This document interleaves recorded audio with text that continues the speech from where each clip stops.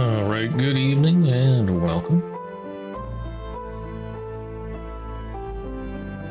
So today, instead of the usual Honkai Impact Third, we'll go back a bit, read the Durandal VN. Probably take about 2 streams to finish.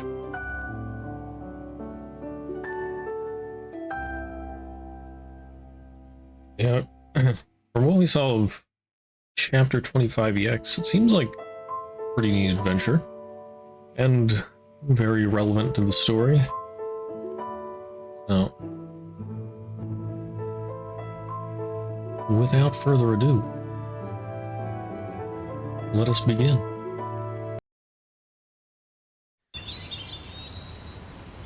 Okay, there's like a save and load thing. That's right, and this is a visual novel put out by MiHoYo, or Hoyoverse now, I guess. And then fan translated. You can find it on the Abyss Labs site. Wait, can I make this like full screen? Oh, no, that brings up that. What? Is there like a... Oh. Oh well. 5 in the morning. Inside a device wider than the driver's seat of a truck, a young girl strapped with a belt turns on a machine. Above the power button, there's a mottled lamp. The abstract meter is surrounded by hard-to-read Cyrillic. Hard-to-read Cyrillic. Letters.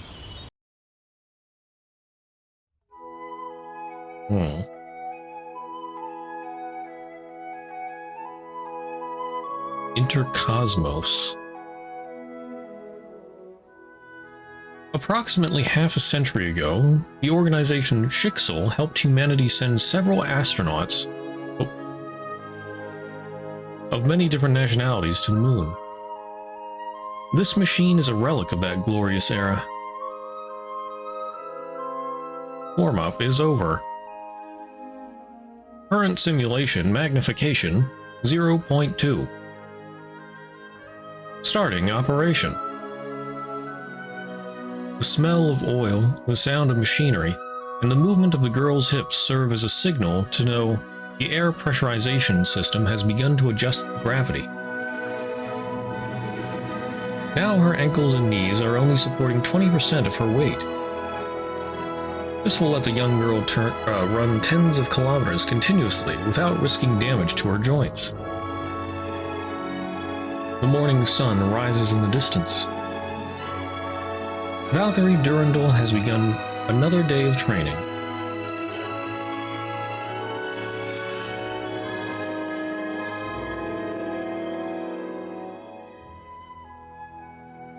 Oh. Average heart rate is 125. Good, this is perfect. In that case, Bianca-sama, shall we have breakfast? Today's dessert is a freshly baked cheese millefeuille. I probably just butchered that. Rita? What's up with you today? Why such a high-calorie... Wait. Did you call me Bianca? Correct. Today is a special day that should be celebrated with a cake. Today? February 28th? No, it's already 29th? Ah. It's been 4 years already. From the day I met you. And the day I met them. Even I've gotten used to the name Durandal. The Overseer will put his plan in motion at the right moment. The day when we can finally fulfill our promise will certainly come. Yeah. Keeping that promise was very important for the girl called Bianca.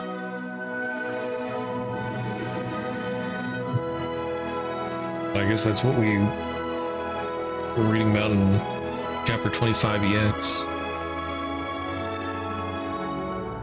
A now yellow-colored piece of paper sits quietly in the archives of Shixel.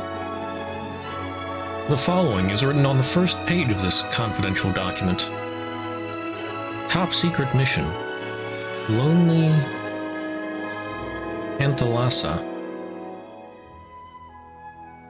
Start time February 29th, 2012. Yeah. Location redacted. The Sea of Quanta. Target redacted. Members Bianca Durandal and 12. Rita Rossweiss 16. Status closed. Reviewed by Auto Apocalypse.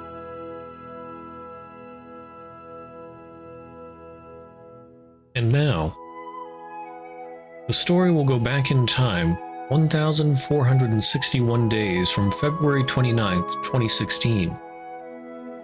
The moment when Bianca Atagina and Rita Rossweiss arrived at the Sea of Quanta.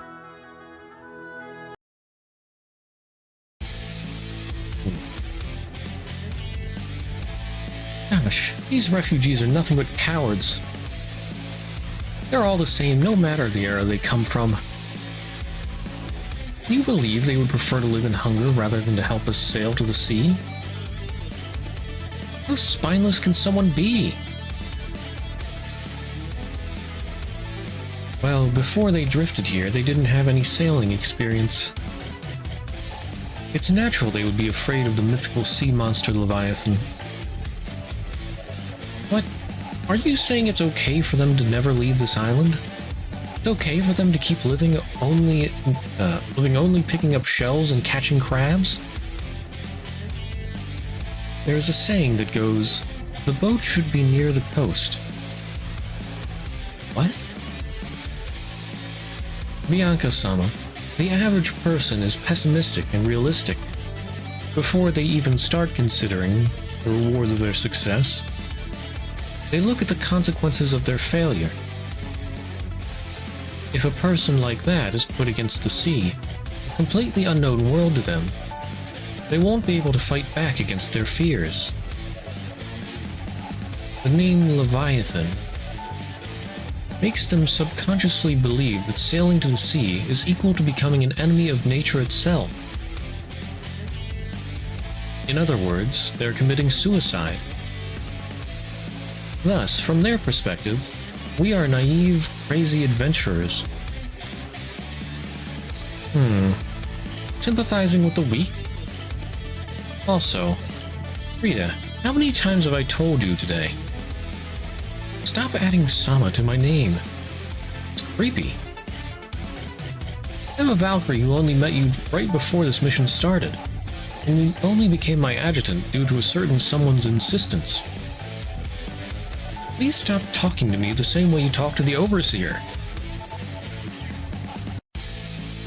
Understood, Bianca-sama. Wow.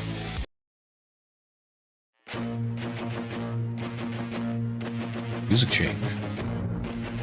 Excuse me. You two, are you perhaps new here? Yes. We've been here for 38 minutes and 25 seconds. No, 26 seconds now. However, unlike you all, we've come here to explore rather than to escape. Needless to say, until our mission's completed, we plan to involve ourselves in all your joys and sorrows. I am Bianca Atagina, and this is my adjutant, Rita Rossweiss. How can we help you?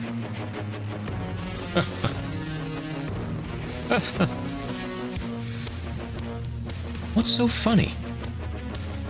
My apologies. We, the elderly, just like to laugh. Please don't mind it, Miss Explorer. Anyway, I heard you two are trying to gather forces to defeat the Leviathan and open the way to the ocean. Yes, that's correct. Not a single person wanted to fight together with us, though. Understandable. None of them are warriors. They can't be compared with heroes who have seen hell itself. How do you know that? When you get to my age, you can just tell by looking at someone's eyes. I'm Miguel. Let me get straight to the point. Brave warriors, would you embark on an epic hunt together with this old sailor who can't even move his left hand? What? You mean... In short, I'll provide you with a ship and take care of steering it. Though all I have is a reed boat.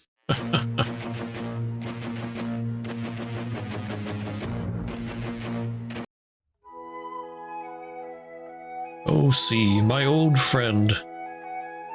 I thank you for not breaking this tattered ship so that we may sail again today. What's up with you? Look, this reed boat hasn't seen any action in 3 years. It's still ready to go. Has the Leviathan kept people trapped on the island for that long? It could be even longer. Seems to have made a nest near the coast and refuses to go away. Though the first year after I came here, I was still catching plenty of fish. You didn't see any other people out in the sea when you went fishing? None. Just look at it. There's no other land nearby. Not even Columbus himself would sail without making the necessary preparations. By preparation, you mean enough food and water? Yeah, you need those too, but the most important thing to have is a strong ship. Keels, triangles, and square sails. That's what matters the most. You think anyone would look for new lands on an unreliable wooden boat? It's impossible. The sea is not so soft. But if you can defeat the Leviathan, I'm sure everyone will start listening to you and build a ship strong enough to sail across the sea. Are you sure about that? Isn't humanity a creature that lives on faith? For example, do you know why a small group of Spanish soldiers was able to win against an immeasurable number of barbarians? It wasn't because they had enormous power on their side, but because they never let the enemy feel they had a chance of winning. That's how a mere 200 adventurers were able to fight against thousands and conquer Peru. The Battle of Lepanto was won also by a small number, and it wasn't thanks to the galleass. The enemy was beaten by their momentum. Would it be... You are from the Imperial Age of Spain? Imperial Age of Spain,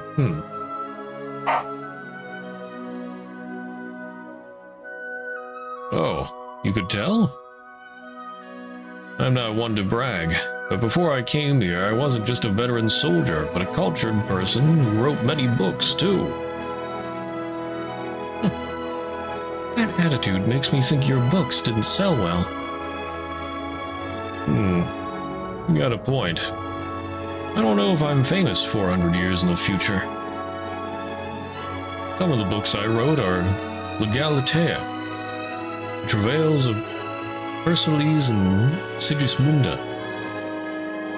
and Don Quixote. Oh. You are... Could it be you are Miguel de Cervantes?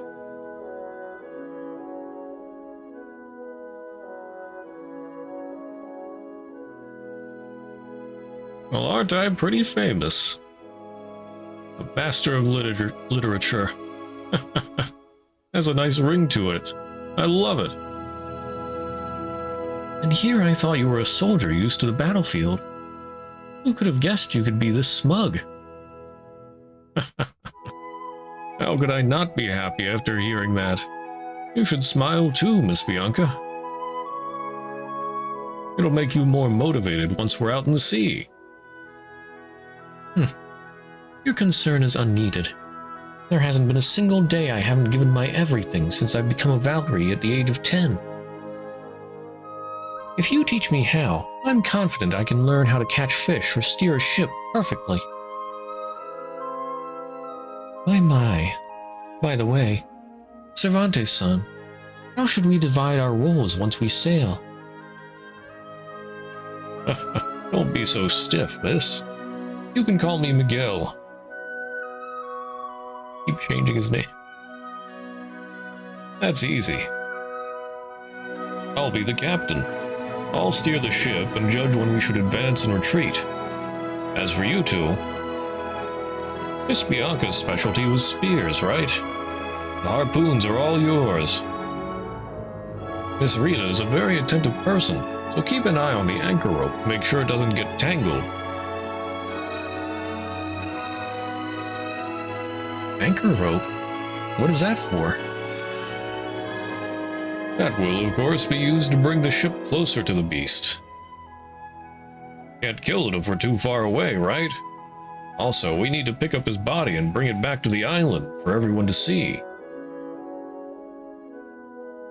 What are we supposed to do if the Leviathan were to attack us? This reed boat is a little... I'll make use of the currents to not give him the chance to attack us. It's that simple.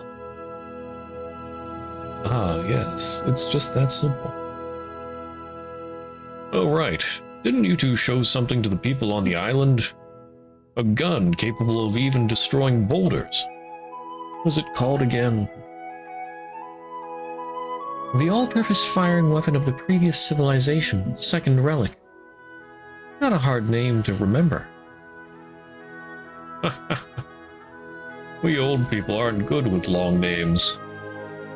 But anyway, we have a weapon stronger than the cannons of the Invincible Armada. What we're riding on isn't an unreliable reed boat, but a merciless hunting warship.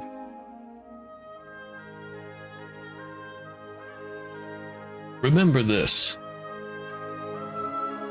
Leviathan, sea creatures, they're all just mere beasts. The only difference is their size. And brave hunters can't possibly be afraid of a prey they're willingly approaching themselves. Yeah, you get it. Now, let's kill it. Look closely, old man. This is how a Valkyrie from Schicksal fights. How can he say it's a mere beast with such confidence?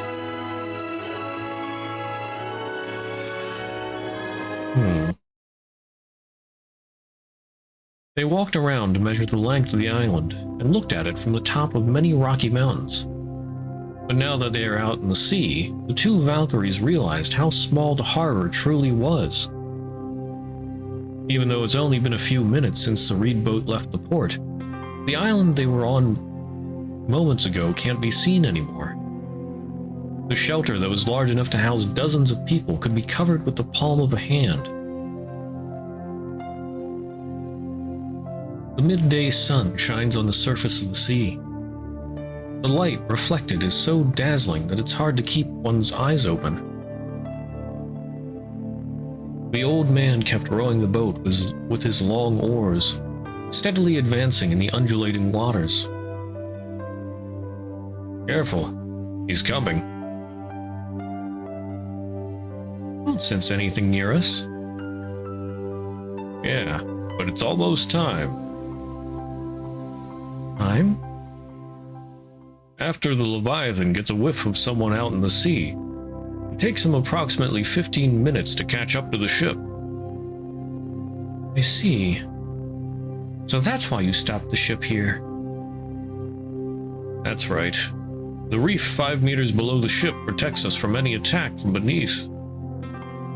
After all, we're using ourselves as bait. Being careless can be fatal.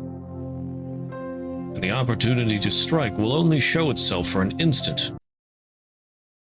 Wait, what's that sound? Sound of machinery. Look, there's something black under the water. That blood? Something is fighting the Leviathan under the sea. It's coming. Oh. That's pretty big. That's a submarine?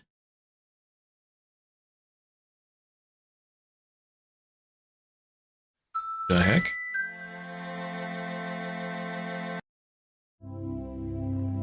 Oh, the ocean is magical. No matter what occurs, it's all fleeting. Only its waves and bubbles are allowed to be eternal, swallowing everything into loneliness. The mysterious submarine that suddenly appeared is now quietly floating above the sea.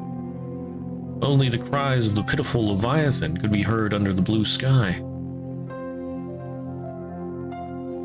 Are you all right, Bianca-sama? Of course I am. I can handle getting wet from head to toe. This is nothing. Ah, thanks for the towel. What is this? What is it? Do you know something, old man? No, not a clue. I've never seen anything like this in my entire life. He is from 400 years ago. A ship made entirely of metal tore apart the Leviathan. Or it tore apart the Leviathan's belly as if it was made of paper. It can even dive under the sea. Are all ships from 400 years in the future this amazing? Don't be so surprised by something of this level, old man. I'll have you know, our transport ship Hestia is 10,000 times stronger than that submarine. Not that we can bring any battleship to this world. Don't fret, old man. No matter who they are, we'll do something about it. Huh? The energy of the Holy Relic hasn't recovered even a single bit? Look, someone is coming out of the submarine. They're raising a flag. That is... a pirate flag? Huh. 4 boats left the submarine. 3 of them surrounded the Leviathan and began to tear it apart. The remaining boat headed to the small reed boat carrying 3 people. Bianca felt like her opponent this time weren't normal pirates, because the boy that seemed to be the leader was panicking to the point it's impossible to believe he could be a pirate. Hello. Hello. I'm sorry. What? We seem to have killed your prey, so...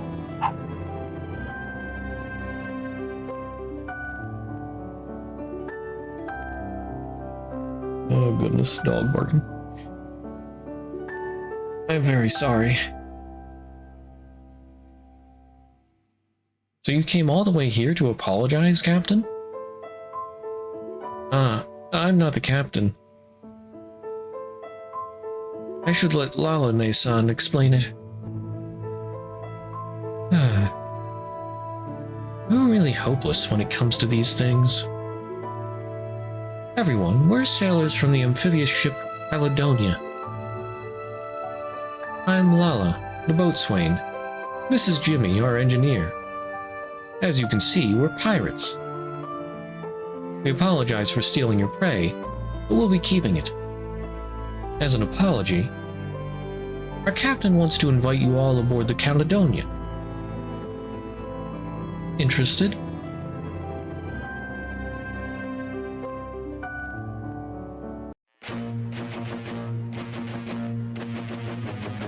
Dim incandescent bulbs, fading paint, rusty nuts, and aged but well-maintained power cables. For Bianca Adegina and Rita Rossweiss, the Caledonia was a giant time capsule, as if they had stepped into a novel by Jules Verne. Late 19th and early 20th century designs. Where did this amphibious ship come from? Are you asking me? Who else? Your engineer doesn't seem to be able to hold a conversation. There's no use in asking him. Jimmy loves to talk, but he's not confident enough around you yet, right? Yeah, I think so. So where did this submarine come from? Going by your clothes, you don't look like you're from the 20th century to me. Yes, we actually aren't. But don't be in such a rush. From now on, the captain will answer all your questions. I can't go stealing the spotlight from her. Come, the captain's waiting for you at the bridge.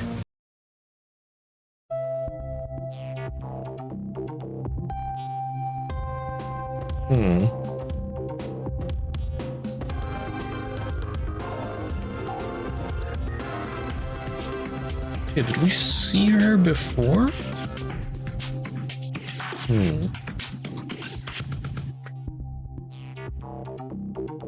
20th century, or perhaps 21st. Welcome aboard the Caledonia. Captain Barbarossa welcomes you on behalf of the entire crew. You speak and act like an actor despite being a pirate. I sincerely thank you for praising the King's men. By King's men, you mean Shakespeare's? The one and only. And playing the role of the pirate Captain Barbarossa is William Shakespeare herself. Yeah, I thought so. Okay.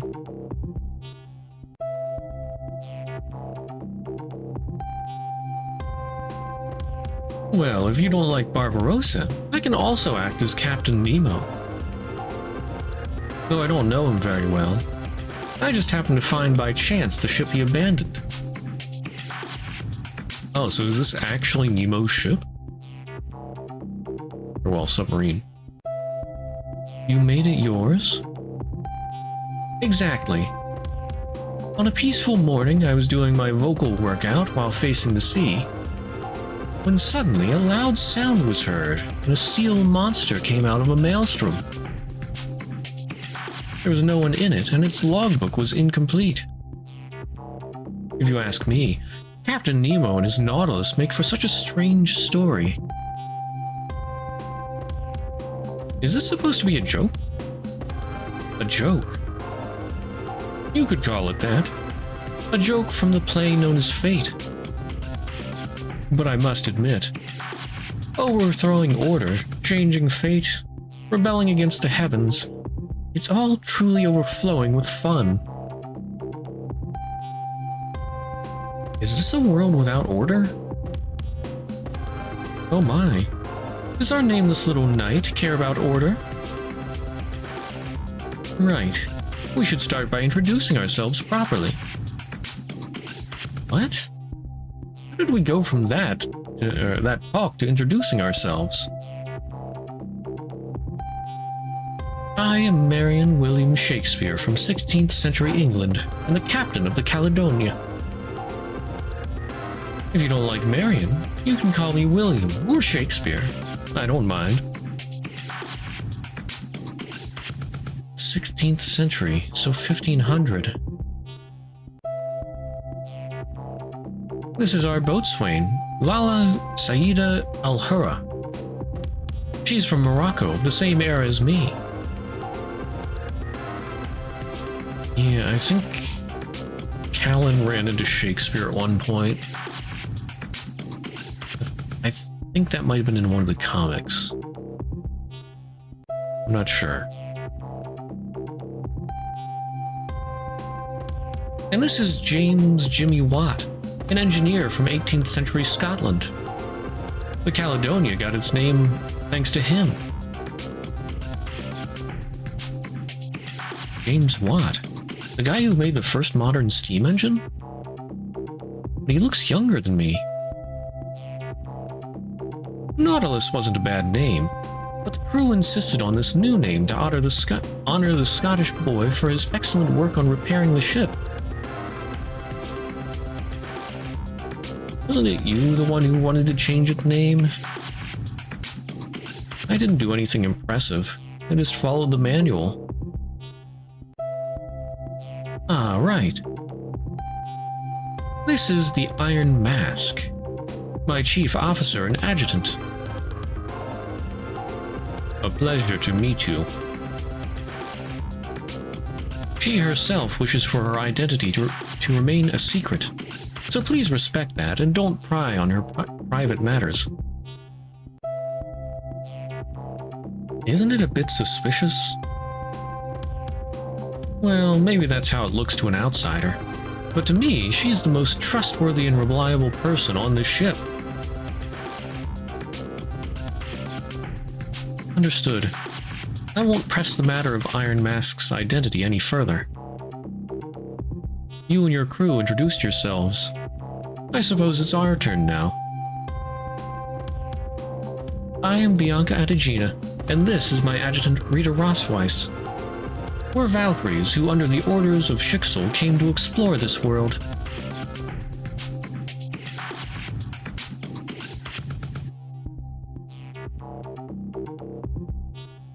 Schicksal? Valkyrie? What's that? Oh?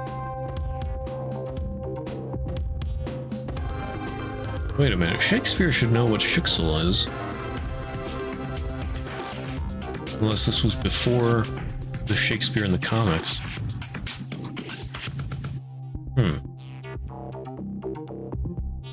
Huh?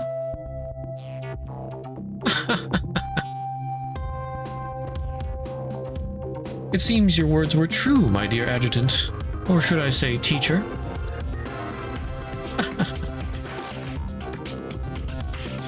Director, have some moderation. Hey, what is this red-haired shorty saying? How can you not know Schicksal? Oh my, don't scold me, young lady. What I'm saying is the truth. I've never met any Schicksal. There's no one who goes by that name here. What? But I know a little about them thanks to what Iron Mask told me. There are many worlds out there who are unusually full of an energy called Honkai. Ah, is it some kind of magical world? Worlds affected by this so-called Honkai are under the constant threat of monsters and calamities. And the one who rose against it is an organization called Schicksal. There's no one who hasn't heard of Schicksal in those worlds. To fight against the monsters, Schicksal selects women with potential and turns them into soldiers, who they call Valkyries. Said Valkyries can resist the corruption caused by the Honkai and use its power to fight for humanity. I was just thinking some more about it. I guess this is an alternate Shakespeare. I mean, it's not the same one from the main reality. And if there's no Schicksal here...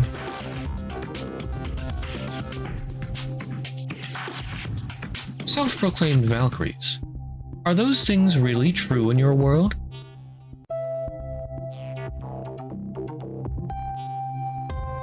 You phrased it in a strange way, but...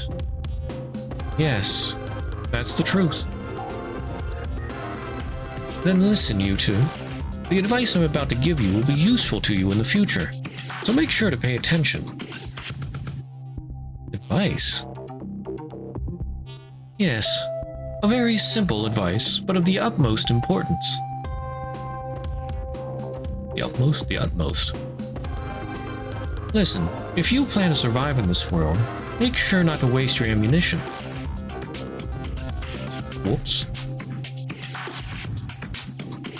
I don't mean you won't be able to refill your energy anymore, but rather the recovery process will be 100 times slower than what you're used to. Similar to how the Caledonia can only carry 6 torpedoes even after its renovation. Or perhaps did the training you've undergone since a young age make it so that you can't do anything without Honkai? I'd appreciate it if you didn't underestimate me. You go that far. Would you like to spar with me? I promise I won't use Honkai energy.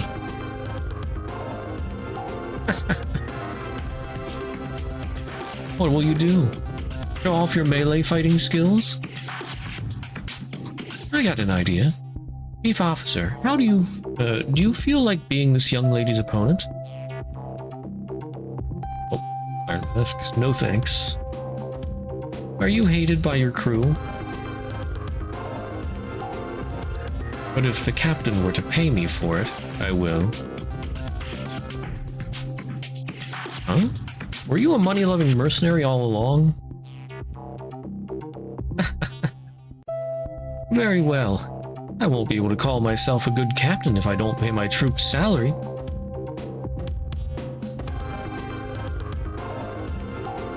In that case, I have one request. If Shakespeare's-san is sending her adjutant to fight, then I will be her opponent on behalf of Bianca-sama.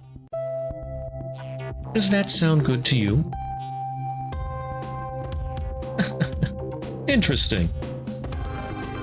Then let's do the following. Bianca and me, Rita and the Iron Mask. Each will fight its respective opponent. Any objections?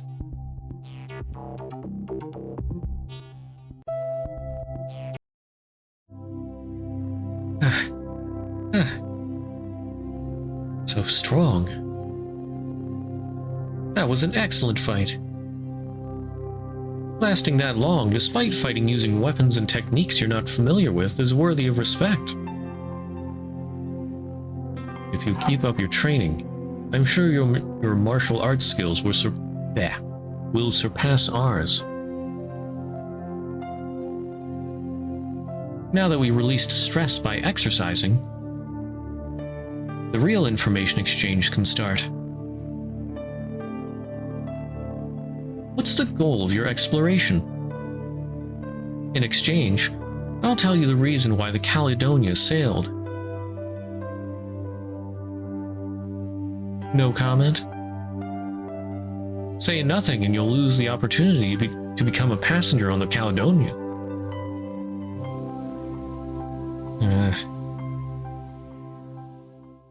If there's something you don't want me to know... Wait, old man. You can stay. To us, you're our comrade, but please don't think of yourself as an outsider. Let's get back on topic. Rita, explain it to them. Tell them why we've come here. Understood, Bianca-sama. First, do you know what the Sea of Quanta is?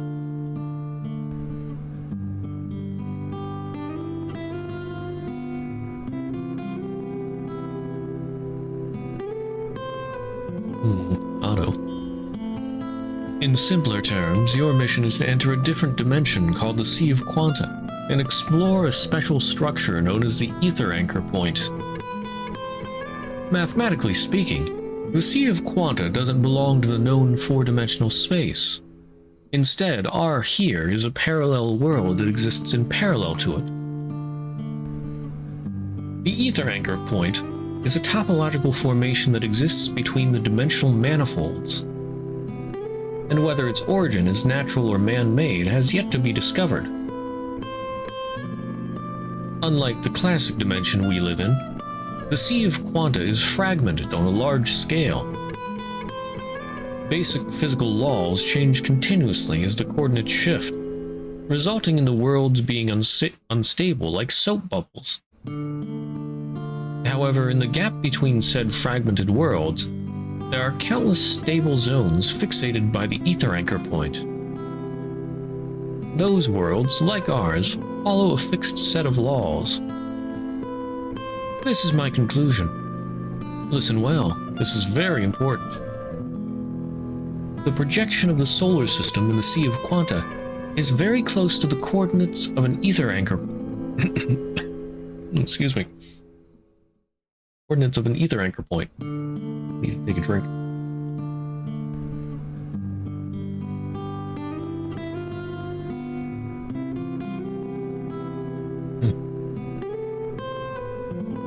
Okay. Which means if someone were to get inside that projection in the Sea of Quanta, one could possibly observe a clone of our Earth. There's value in exploring something like that. Luckily for us, by using materials left by the previous civilization, we were able to create several experimental devices which allow us to move back and forth between the Sea of Quanta and our world. The name of that device is Genius. In theory, by using the Genius, a person is able to return from the projected worlds at any moment. But if one were to start from this side, our reality, it can only be used when an extremely rare space-time window appears due to technical difficulties. Or appears due to technical difficulties. The next time the window will appear is on February 29th between 11:15 and 12:15, near the fjord 1054 in the Northeast Greenland National Park. It will remain open for approximately 100 seconds. This event is rarer than the transit of Venus. Could be centuries until the next window appears. What do you think? Doesn't it make you excited?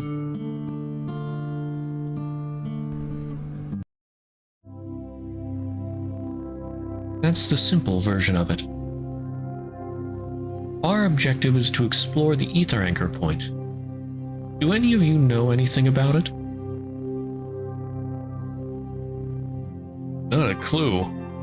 I didn't understand half the words you said. Doesn't sound much different from what you told me, Iron Mask. Multiverse or whatever. Perhaps that Overseer knows his stuff. I really want to know who Iron Mask is. Then I'll take over to explain the situation from inside the Sea of Quanta.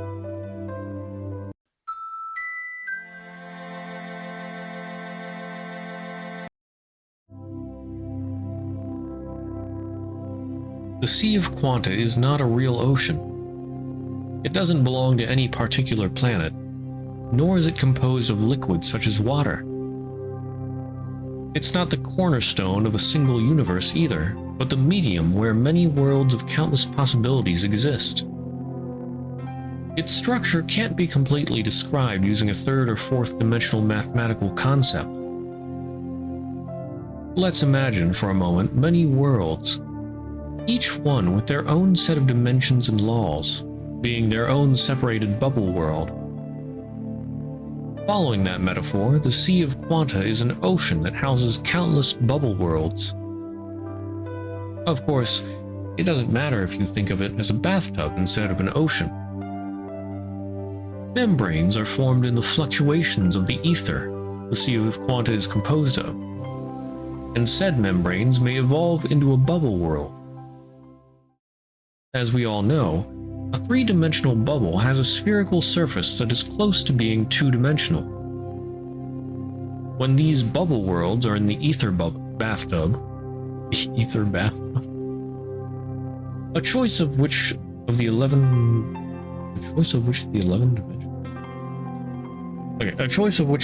dimensions are inherited must be made.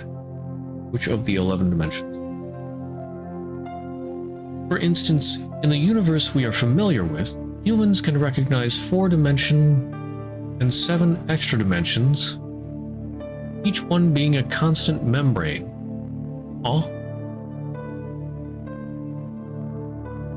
What Overseer Otto referred to as ether anchor point is the special structure or method that allows those membranes to turn into bubble worlds.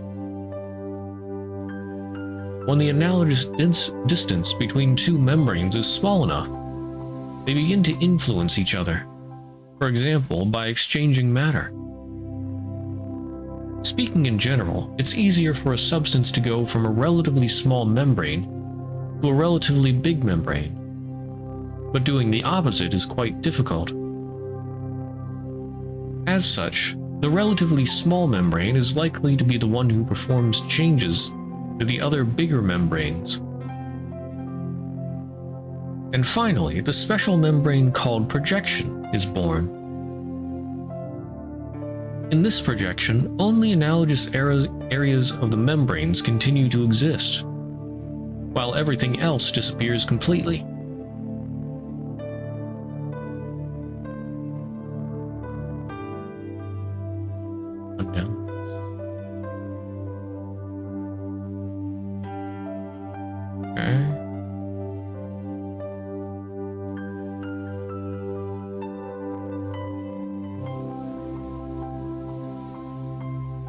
Special membrane called projection.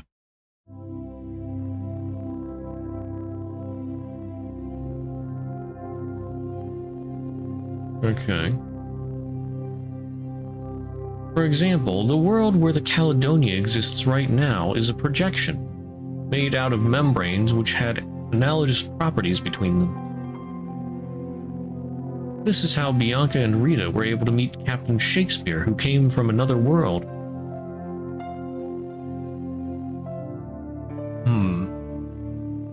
Okay, so right away, I'm wondering if what Otto wants is to merge a bubble with Alan into their world.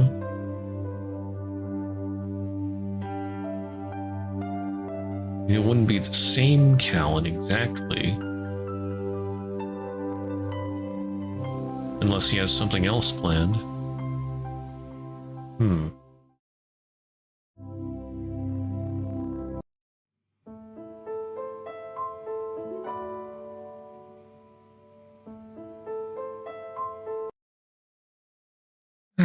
I can't wrap my head around this situation. Oh, you were there, Rita. The island refugees seem to have calmed down. There were a few complaints by the pirates, but they still made room for everyone to rest.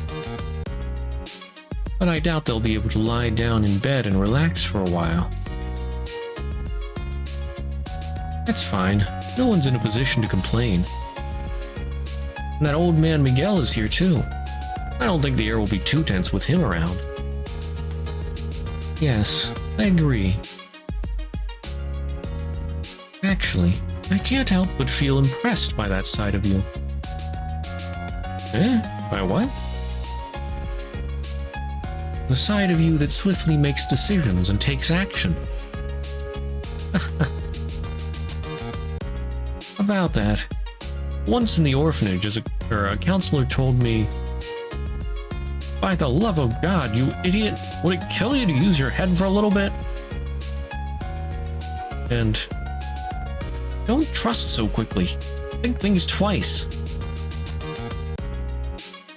For most, that would certainly be a disadvantage, but in the right hands, it can turn into an important advantage. I wouldn't say it has turned into an advantage. I think someone who is moderately reckless is better than someone who doesn't hesitate at all, is too indecisive, or doesn't do anything at all to escape responsibility. About that last one, I don't think there's a Valkyrie like that anywhere. Of course, I'm aware it also doesn't apply to you. I just wanted to compliment you earnestly. Compliment me? I guess you took the lead on that. Our roles are backwards now. Backwards, you say?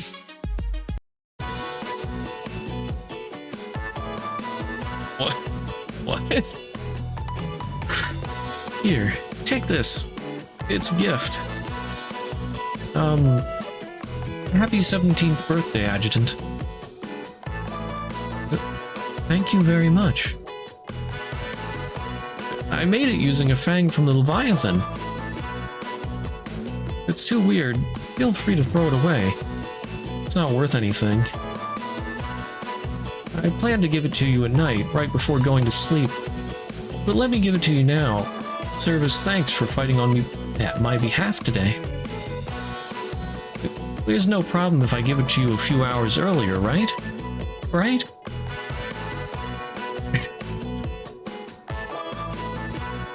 But of course, I will cherish any present from Bianca-sama.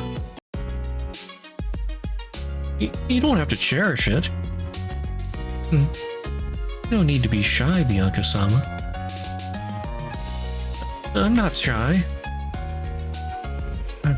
I'm sorry. I didn't mean to raise my voice. I'm aware, Bianca-sama.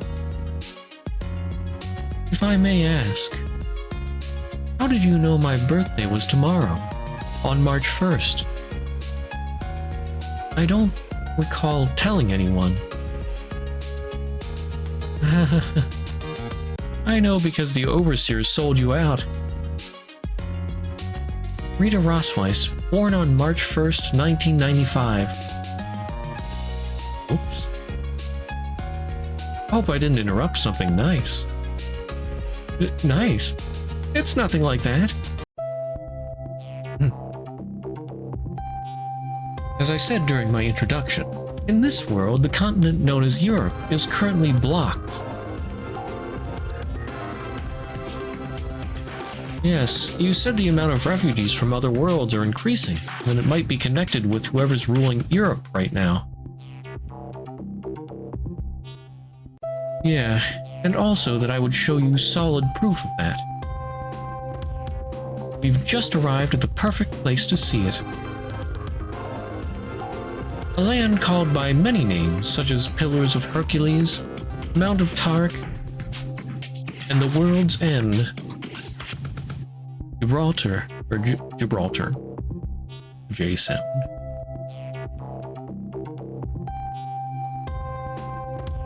Gibraltar?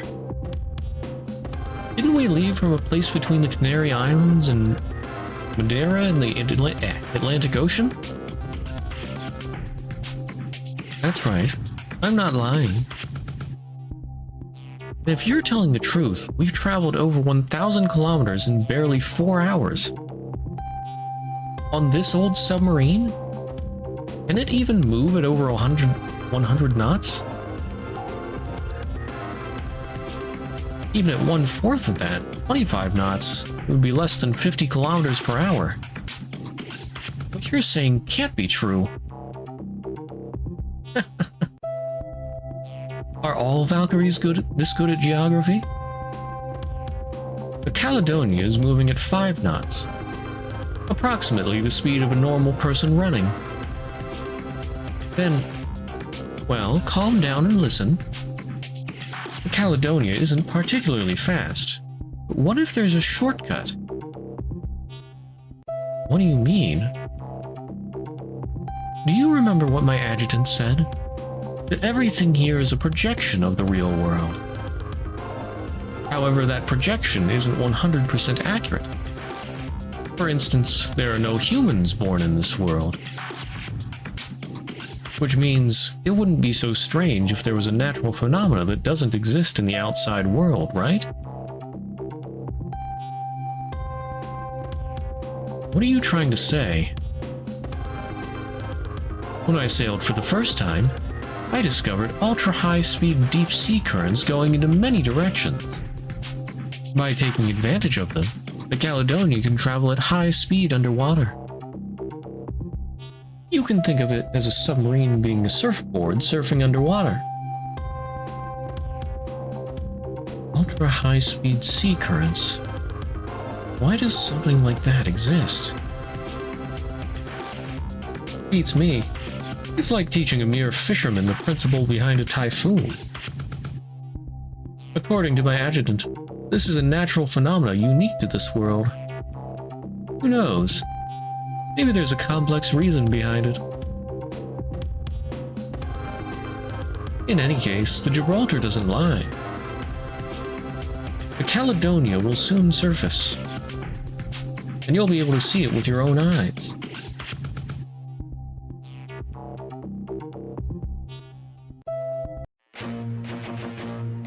Aww.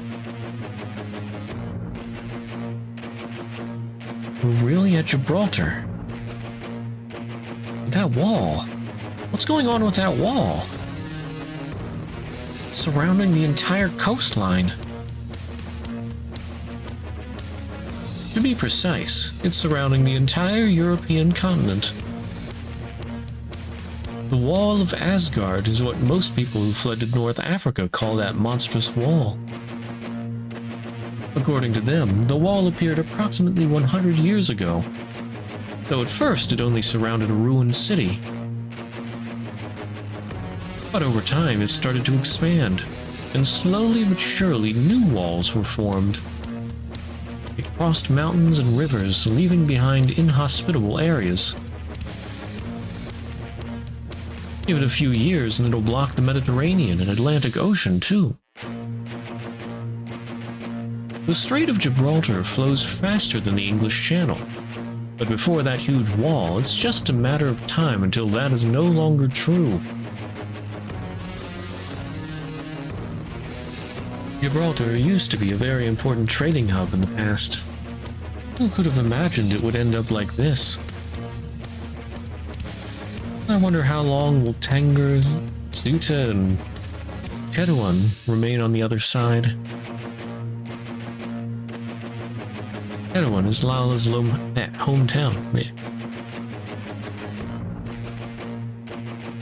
May I ask something? Of course.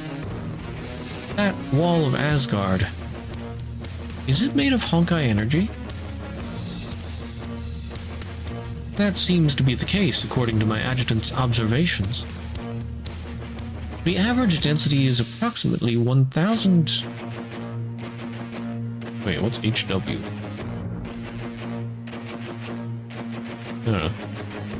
Per meter. Honkai watts, I guess?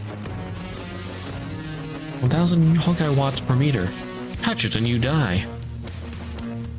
I don't understand well the terms she uses, but it sounds horrible. However, there hasn't been any sightings of Honkai beasts, correct? Honkai beast? What's that? The monsters Iron Mask mentioned earlier. Did they not appear during... Did they not appear near the wall? During the wall?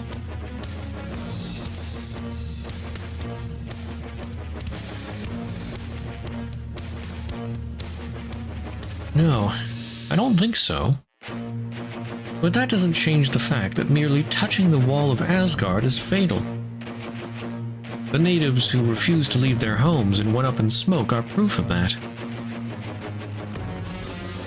Went up in smoke? It appears that besides Honkai energy, there's another kind of energy at play. Once I thought that if I obtained the means, I could change anything. I told myself everything would be fine and that fortune was on my side, which is why this sword is broken. A sacred relic?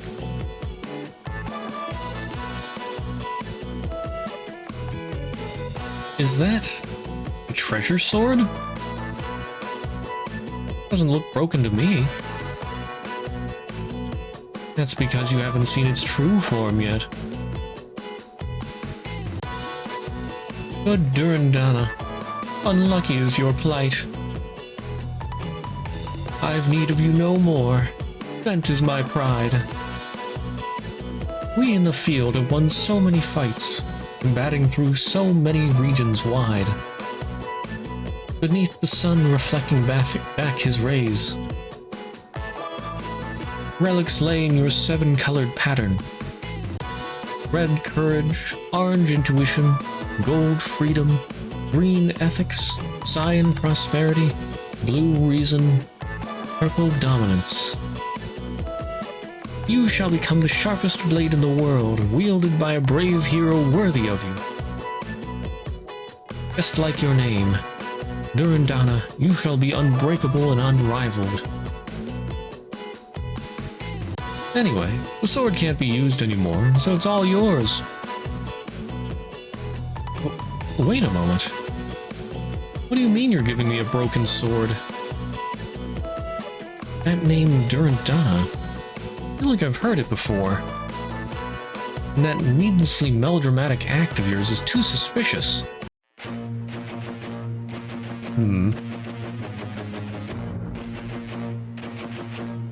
Well, how to say it?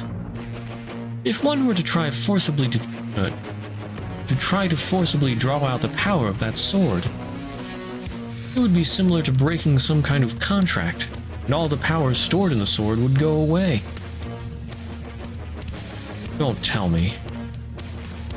You're about to ask for our help to restore the power of that sword, aren't you? Yep, exactly. Do you actually expect me to nod and do as you say?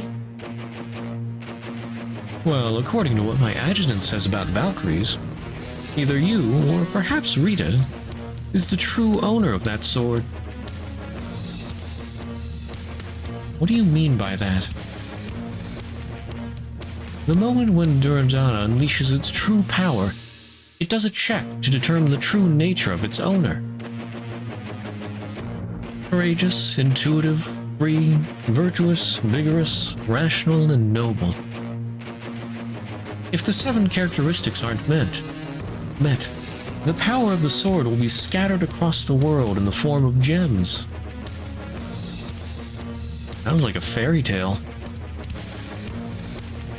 In that case, let me tell you this. We found one of the 7 gems, the gem of courage, in the Saloum River at the west of Africa, and the red color of the sword's hilt returned. Do you still believe it's a mere fairy tale after seeing this? Try holding it. Let it tell you where the remaining 6 gems are.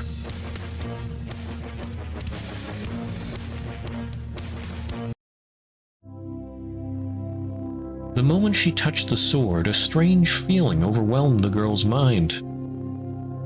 Surprised, she closed her eyes to shut off her vision. That way, it would be easier to picture the images that came to her. And she saw 6 different landscapes. A flower blooming amid a blizzard. An idol dazzling on the stage. A mysterious city surrounded by volcanoes and snowy ridges. A space center near the edge of a desert. A limestone cave glowing like a jewel in the rainforest. A desolated island with statues pointing toward the shore. And unrelated to those visions, without proof whatsoever, the girl felt that if this sword were to awaken its true power, it would become the sharpest blade in the world. No matter the opponent, it would cut right through it as easy as slicing a cake. No, that was not a baseless claim. For an instant, the girl had a taste of how an undefeated warrior in the battlefield would feel like. But she knows very well that that is not something she should grasp right now. Her nerves tighten. Goosebumps arise. Cold sweat drops.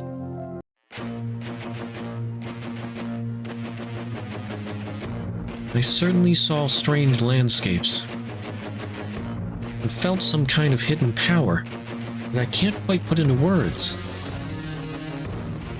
If this sword can really awaken, there's no doubt that it will destroy that wall easily. But where did you get this, Durandana? A weapon on the level of Divine Key. I stumbled upon it. Excuse me? I found it by chance. An earthquake happened shortly after I met Lala in Titoan. The sword fell off a cliff, And I was lucky enough to be the first one to find it. Well, I can't guess what you're thinking. But just so you know, the one who gave it the name Durandal wasn't me. The first time I touched the seven-colored sword, I saw the silhouette of a certain female knight, carrying the Carolingian Empire's coat of arms with her.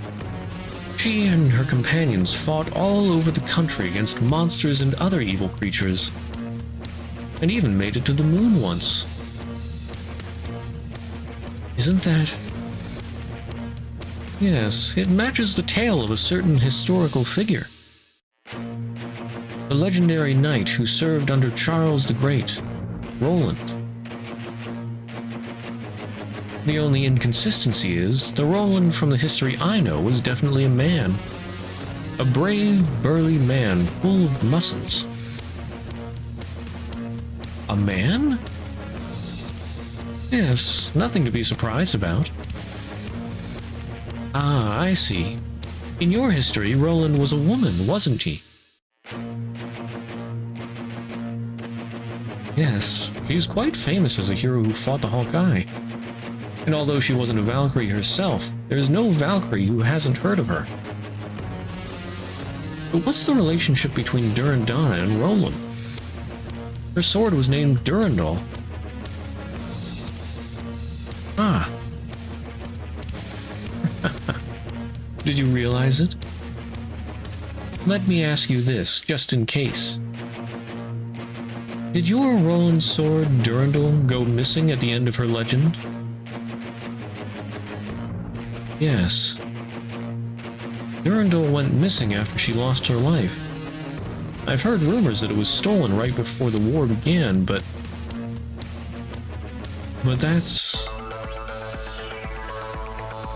Captain, we got a drifter on the Caledonia's course. Just when things were about to get interesting. But saving lives is more important. We might be getting a new crew member, people. Come with me.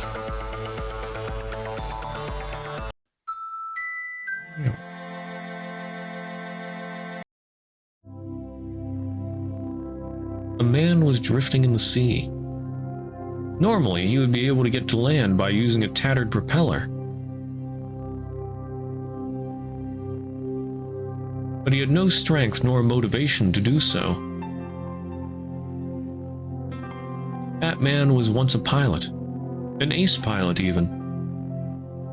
Not that far back, he was like a hawk in the wind, an albatross soaring the sky above the clouds, a heaven-sent man who shot down 80 enemy planes. Was this the Red Baron? Maybe?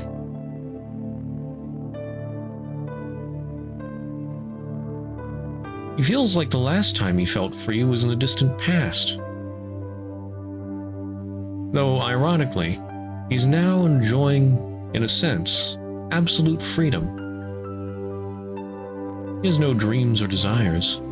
He lives free, a life without meaning, as if he was already dead. A reasonable voice inside his head tells him, "This feels a hallucination caused by an imbalance in your body fluids right before death. If I'm rescued, everything will be okay. If I'm rescued, I'll be free." However, a foreign thought keeps telling him, "Your comrades are dead. Your motherland is beyond this hallucination." Like that philosopher once said, "His death dieth consummating one triumphantly." What? Also, what is this? Oh. Oh, note? Okay. His death dieth the consummating one triumphantly, surrounded by hoping and promising ones.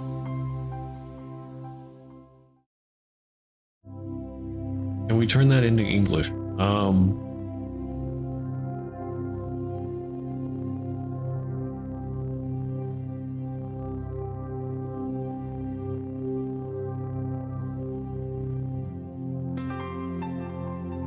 I don't know.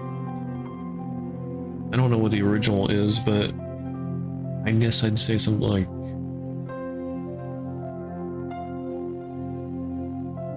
he dies consummating his victory.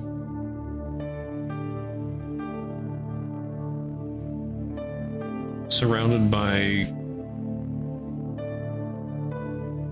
I don't know, maybe like the next generation or something, hoping and promising ones. Or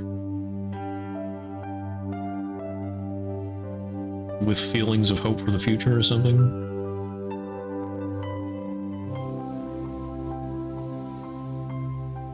Thus, to die is best. The next best, however, is to die in battle and sacrifice a great soul. It has to be like a warrior. But he failed spectacularly, and now he can only die pathetically, like a lion stripped of its fangs. Drifting in the sea, life and death have lost all meaning.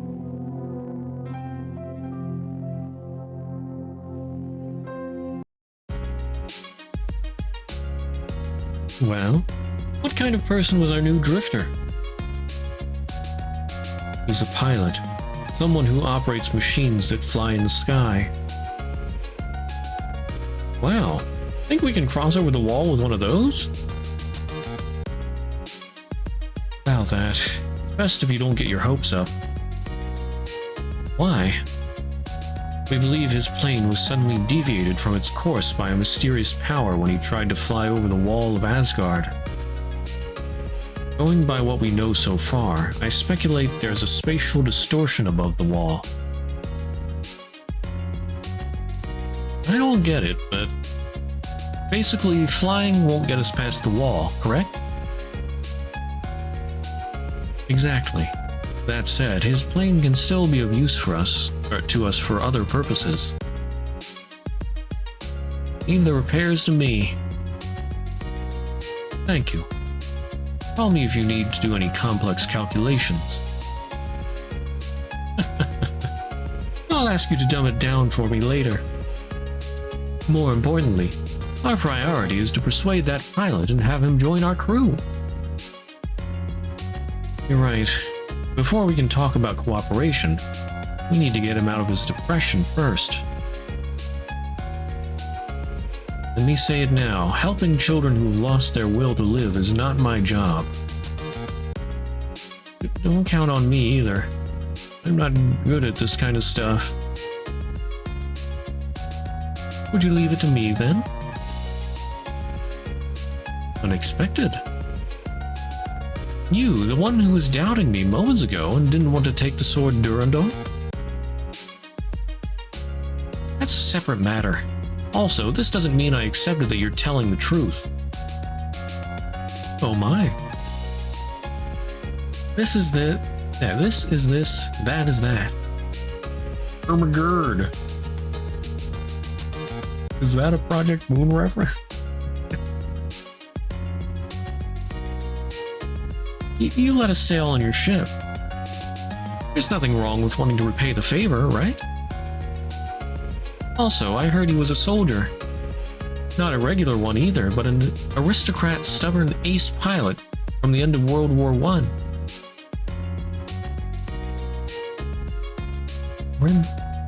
Yeah, I think Red Baron was World War I. That must be him. He's the most known pilot, I guess.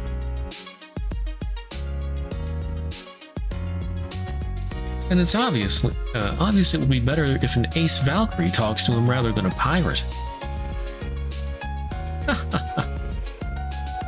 As expected, you're truly interesting. Please don't underestimate me. At least we should be able to understand each other, as soldiers who have defeated many enemies. Anyway, Rita, please make something delicious. A high-calorie dish that would make someone drool just by looking at it. Understood, Bianca-sama.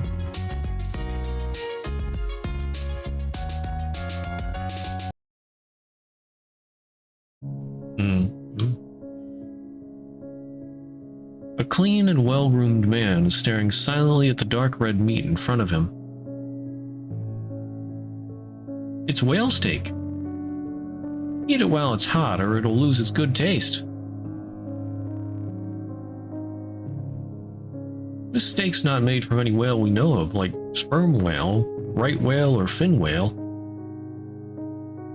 It doesn't have that fishy smell other seafood has, and the meat is tender and juicy. This whale steak is more delicious than any beef steak. I'll pass. Oh? You still don't want to eat it even after learning that?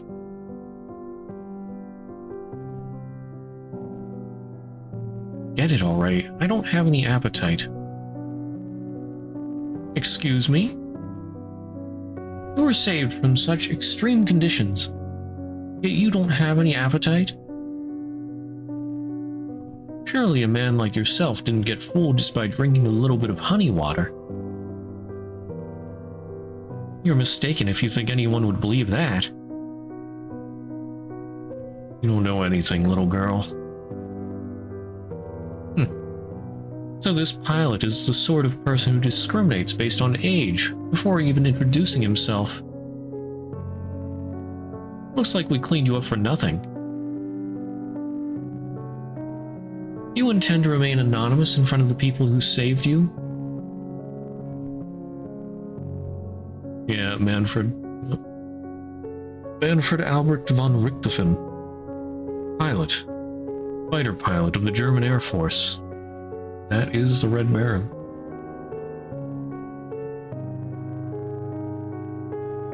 Bianca Adegina. Valkyrie. Squad leader of Schicksal's Special Exploration Unit. Lonely Panthalassa. Schicksal and Valkyrie. As I thought, those terms mean nothing to me.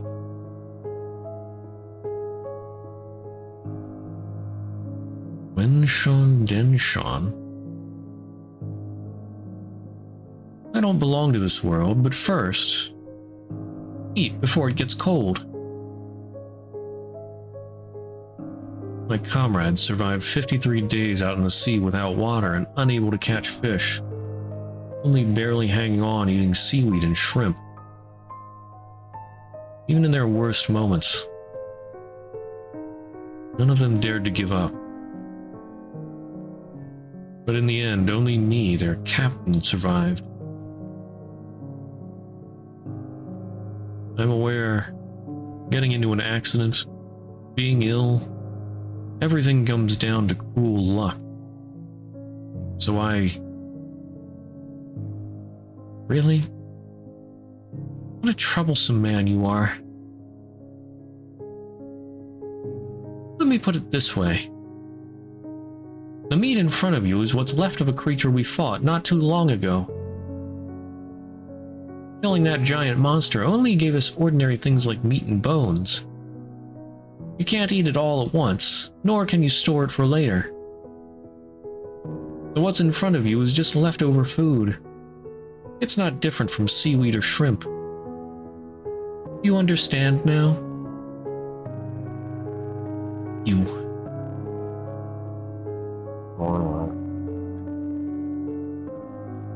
See, your head rejects it, but the rest of your body's being honest. Or are you saying that you're better off when you were drifting? That your dead comrades want to see you in pain like this? Eat. I too had to say goodbye to people like you did. So how about you listen to my story while we eat?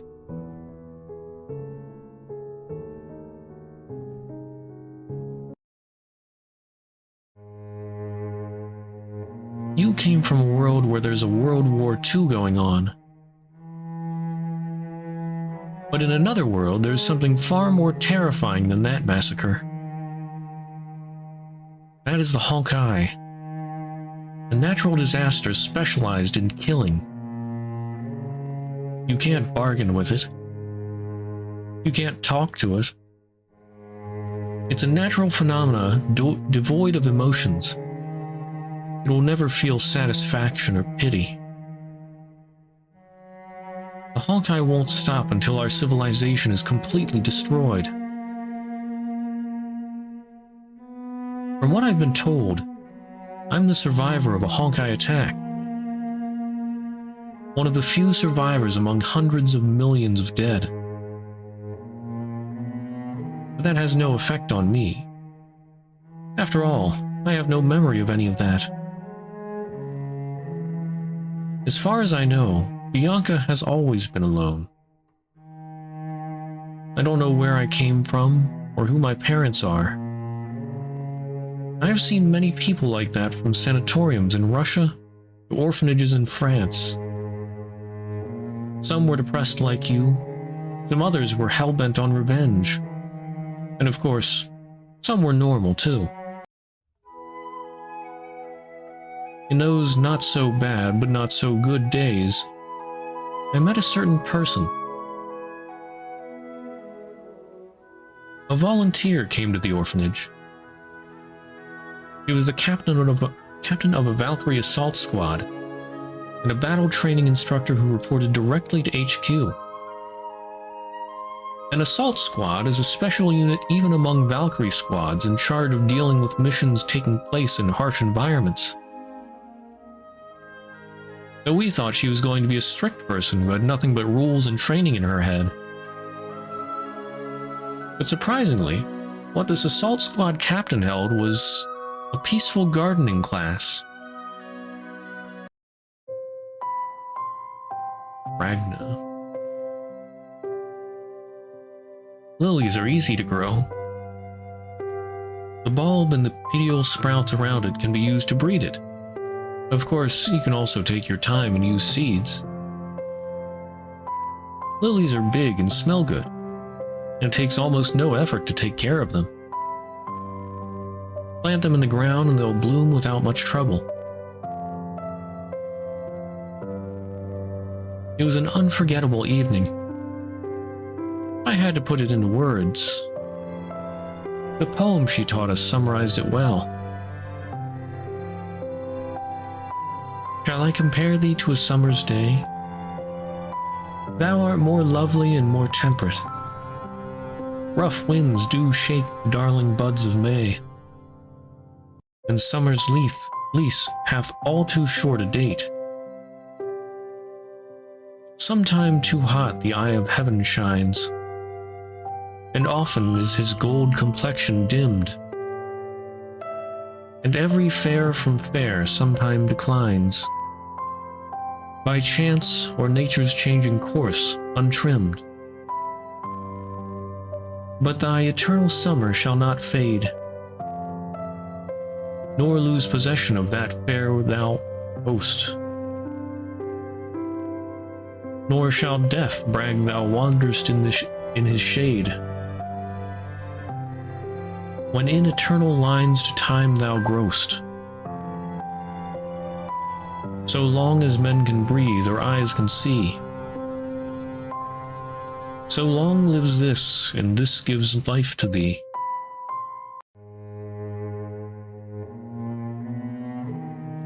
By summer of the next year, the lilies we planted blossomed. White petals, golden stamens. The air throughout the summer smelled great. But the person who taught us how to plant them passed away the previous winter. I heard it was a fierce battle. Only a single member of her squad came back alive, and the assault squad was disbanded shortly after.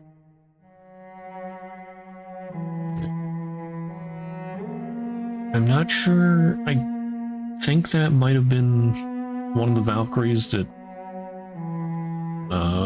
fought in the second eruption against the Hersher of the Void. Well, Siren, who had just awoken to her powers.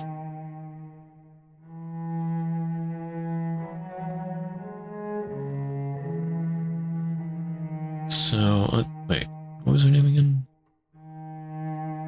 Oh, I can only go back so far.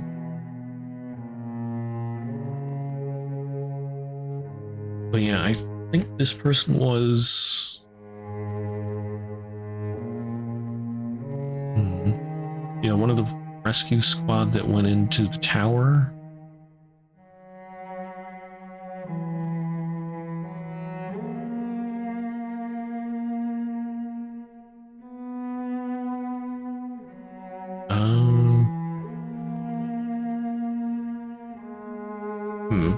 How did it play out again?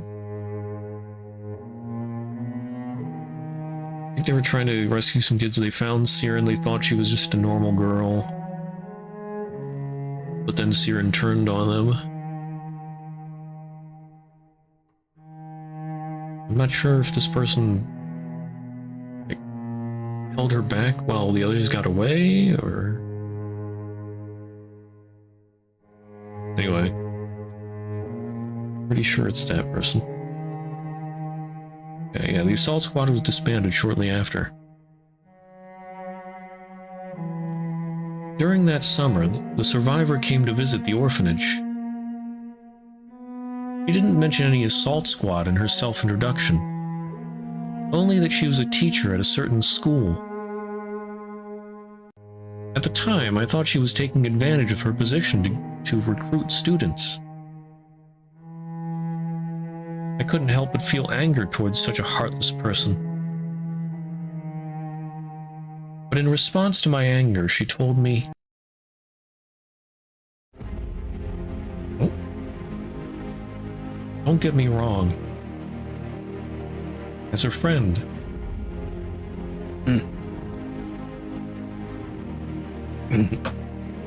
darn it. The feels. The sudden music, too.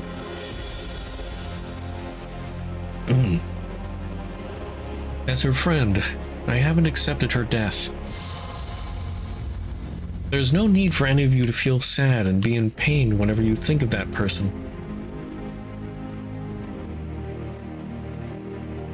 If she lives in your heart too, and you want to honor her ideals and values,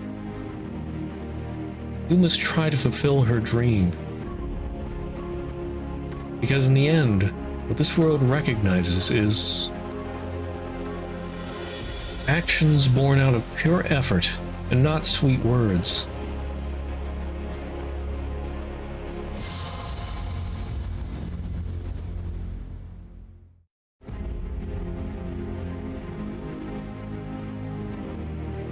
Shortly after, I signed up for a special Valkyrie training at HQ. I thought about joining the school that woman talked about. But the school's system was too relaxed, and I would have to waste several years until I could become a real Valkyrie. You can think of me as a child soldier, but from my perspective, the pilot training you've done is nothing impressive. I'm a rank A Valkyrie, a soldier who's seen hell same as you. Though right now, you're closer to be a soldier who retired after the death of his comrades. Be more positive and look forward, soldier.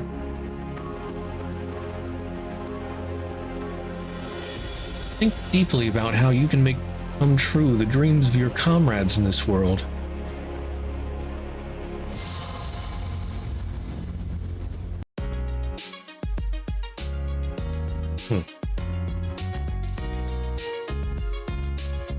Were you successful? Who knows? But I said what I wanted to say. The rest is up to him.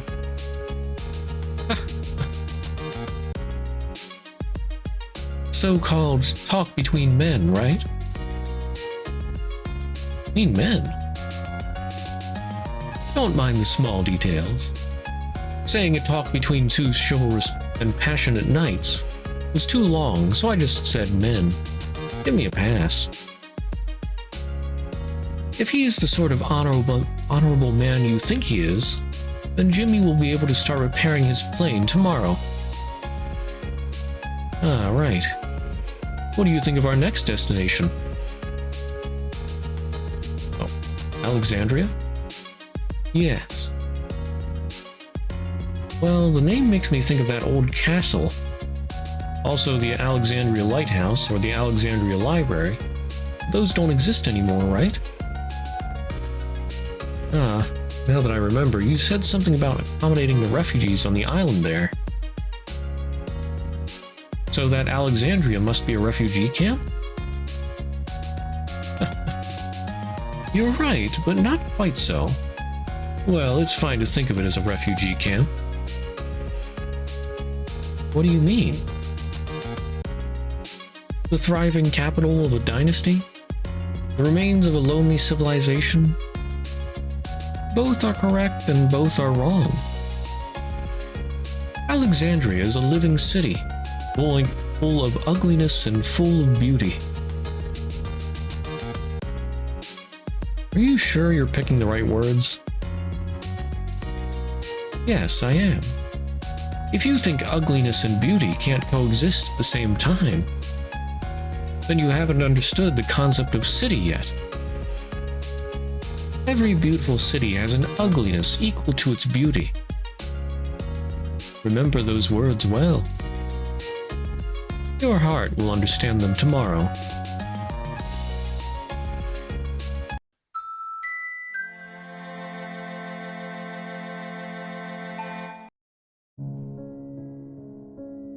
I'm dreaming. A dream of when I still lived in a Russian orphanage. The city is called Sochi. It has a warm climate and is surrounded by mountains and facing the sea.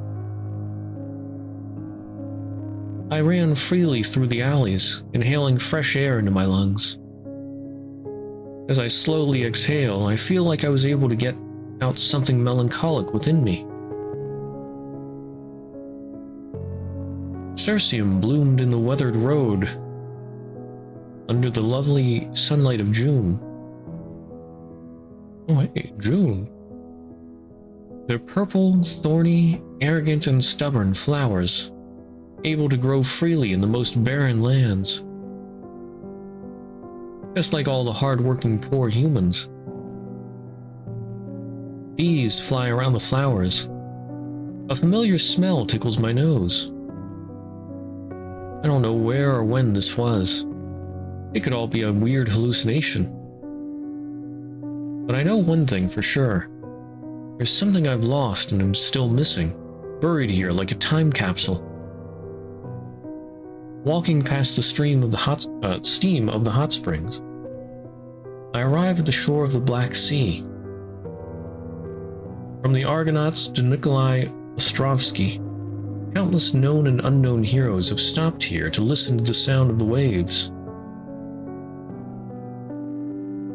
The petrel is free to roam the skies. A familiar smell tickles my nose. I don't know when or where this was. It could all be a weird hallucination.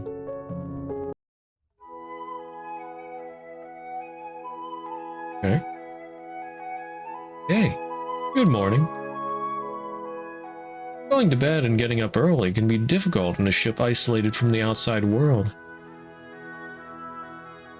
Yeah, that might be true for the captain who went through 10 alarms before waking up. Us Valkyries are trained in a way our life rhythm will not disrupt those around us. Is that so? Quite different from what Rita told me.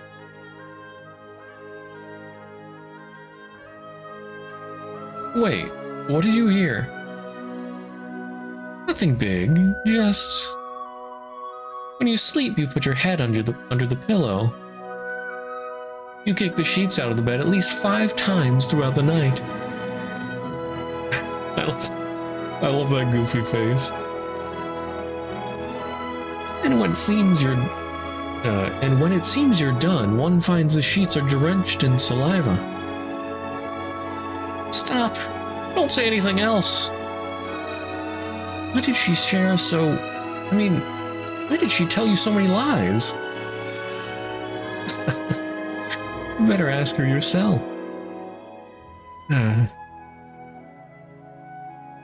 Bianca-sama, Shakespeare-san. I apologize for interrupting your conversation.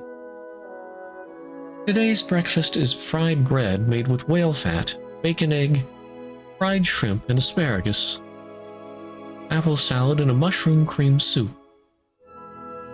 Where did they get this food? I guess it's not like they don't have any food or anything, yeah. They can't can't get to the one place. I guess there's other civilizations and whatnot. Please enjoy. Change the topic so smoothly, but this looks delicious.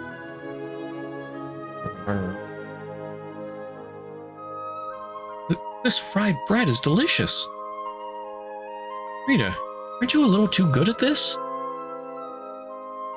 I'm honored by your praise, Bianca-sama. Don't think I'm letting you off the hook just yet. Don't go babbling about your leader's private life to strangers. Is that clear, Adjutant? I will keep it in mind. Please, you have no intention of listening to me.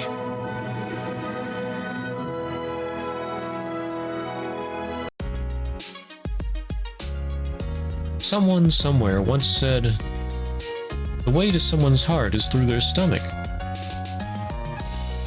Such random thought popped up in my head as I was stuffing breakfast down my mouth. Seems everyone is done eating breakfast. The Caledonia has surfaced and will soon deck on Alexandria's port. On this eventful day, your captain has a selfish order for all of you. Everyone gets a 24 hours vacation. Woo! Heck yeah! Your dear captain will help those who want to go to Alexandria. Go and have fun. Except gambling, I'll cover all the costs. Long live our captain! Long live vacation! Those who have been tagging along with me for a while already know what's going on with the locals, but we got some new people aboard this time. Thus, I'm giving another order, one of utmost importance. Old and new sailors must form pairs decided by a lottery and stick together the entire day. Forming groups of 3 or more people is forbidden. It has to be 2. Yes, like a date. Huh?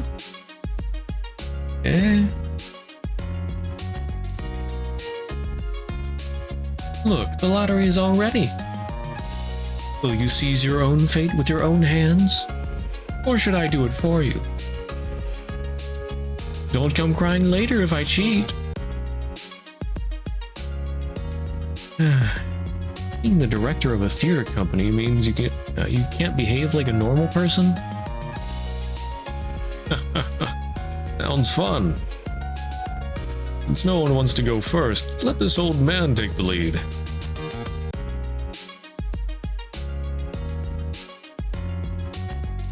Alright, this one. Oh, it says S. That's you, isn't it, Captain?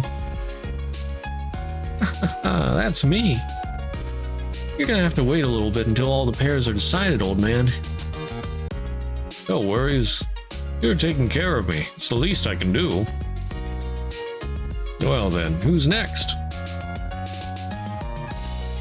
Sorry for the trouble I caused yesterday.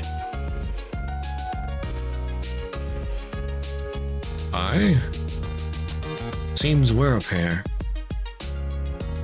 I dislike soldiers, but our mother tongue is the same. At least I can be your guide. Oh? Okay, so Iron Mask is German.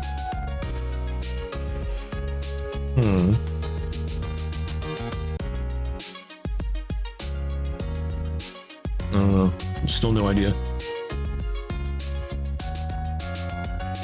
I'll be counting on you.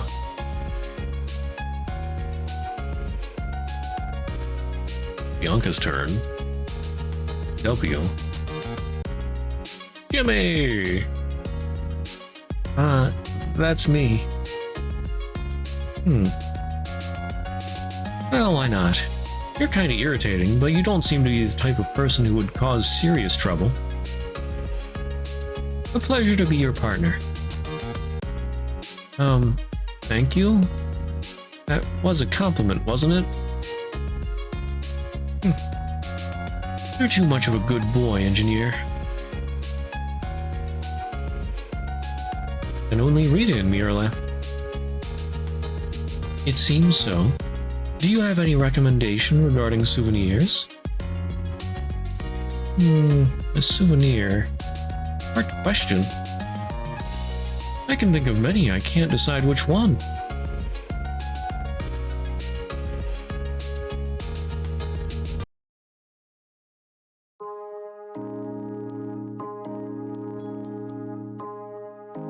Well, what do you think of the world's largest city? Our big city has a retro feel. Kinda like Aden or Kolkata. Oh? Those are places I've never been to. In any world. What do you mean in any world? Huh. Then what about Florence or Istanbul? Haven't been there either, but I get your point. The information society of the 21st century must be wonderful. You can know all about the beautiful history of past civilizations. I'm so jealous. Can you take me there someday? That's... Don't take it so seriously. Let this person from the past envy you earnestly. Anyway, today is your day off. Don't stand there. Everyone get out of here. The captain of the Caledonia laughed as she pushed her crew members and guests out of the ship. Each group must be of 2 people. Prepare to receive the captain's... Excuse me.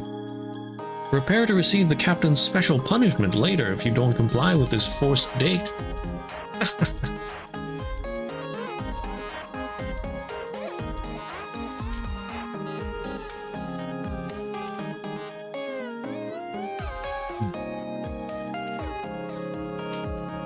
Hey there, Gipsy.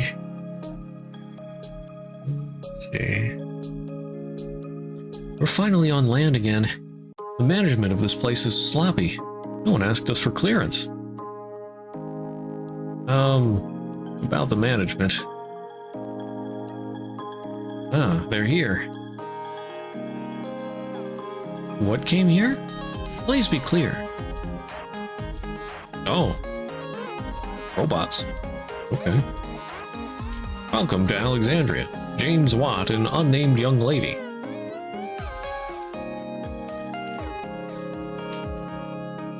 Young lady, I am the police of this city. For your first visit, you are required to enter various basic information. Oh, so this is what you were talking about, Jimmy. Yeah, amazing, isn't it? Please enter the required information. What I'm doing? I'm doing all right. Nice day today. Just relaxing here with some visual novel. How you doing?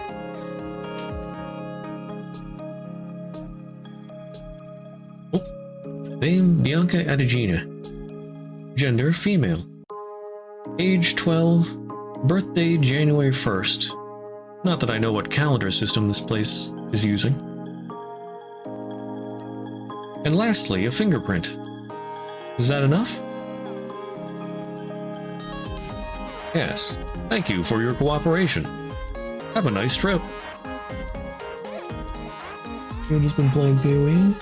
And get more expensive each day. Yeah.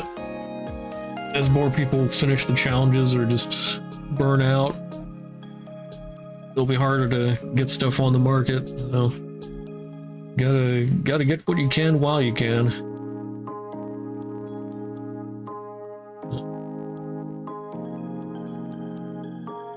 Yeah. That's the bad part if you're not very good at building your own items, as I myself am. But thankfully I've been able to get some good stuff early.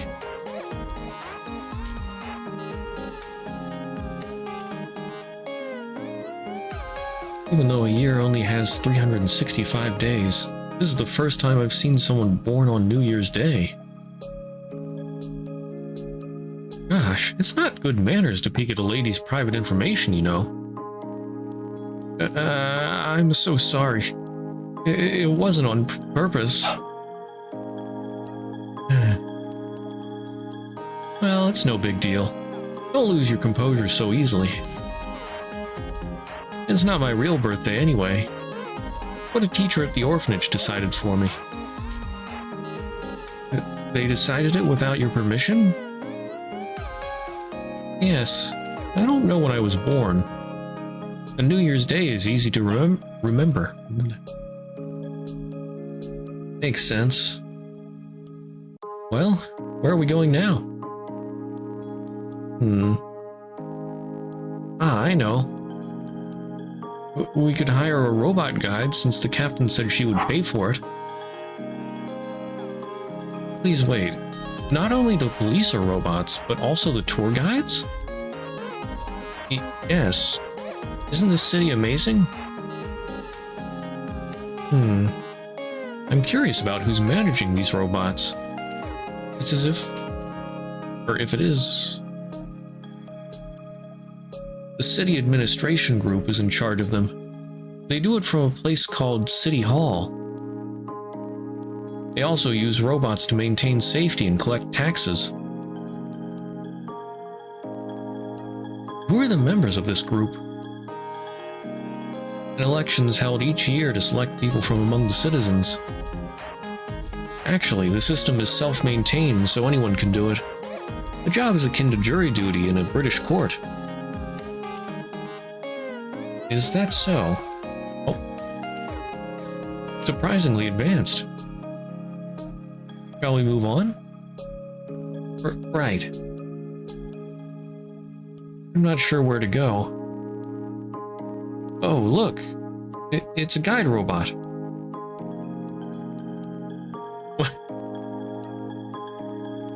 Interesting looking guide robot. Welcome to Alexandria. Information on basic services is free. If you need a tour guide, please provide your ID and insert 3 drachma. Drachma? What's that? Money. Money is called drachma here. It's a Greek word. It may not look like it, but each drachma is equal to 10 grains of gold. Surprisingly expensive. And what does this 10 grain refer to? Grain is the average weight of 1 gram of wheat. Gold is precious, so we use small quantities. Who's this? Oh, is that... I think... Thales? Or... no. One of the people on one of the Sigmata.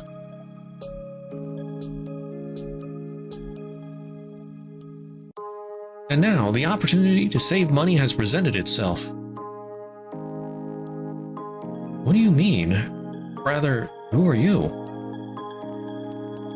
Ever read any other stories like this? Never heard of this? Well, this is a spin-off.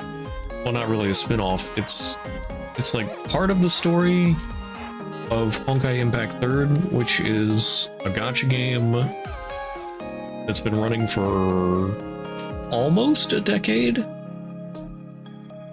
But it has a really good story. I've been going through that. That gacha game, I mean, it's by the same people who make Genshin Impact and Honkai Star Rail. It's the one that came before them. Although they've had 1 or 2 others before that. But yeah, I play Honkai Impact 3rd. I usually do it every Monday, unless something special pops up. And I got to chapter 25 did the extra chapter, and there was like references back to this visual novel that they put out for it. This is not in the story of the game.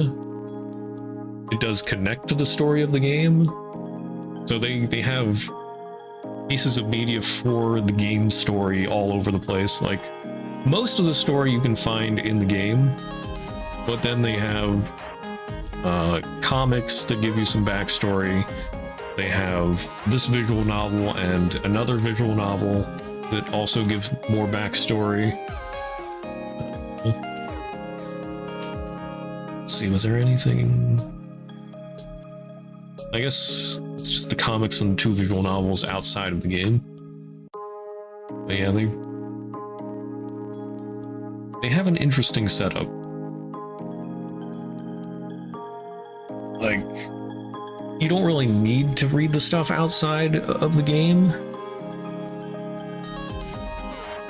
but it does help if you want a better understanding of it or just want to see more of it.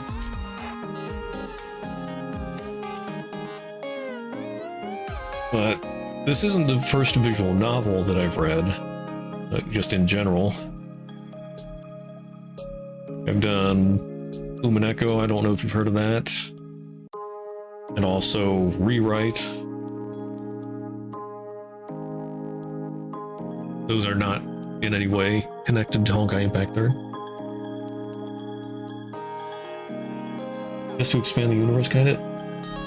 No, like... Okay, so if you imagine it on a timeline, it's all one story. And like, the comics show some parts of the story that the game does not, and then this visual novel shows some parts of the story that the game does not, but they're all one big timeline thing. A lot of gacha games do not do this type of thing. Honkai Impact 3rd is quite special. Like, I think it has a story that's better than a lot of gachas. But also, it does this weird thing where you, if you want to know the whole story, you gotta read outside the game.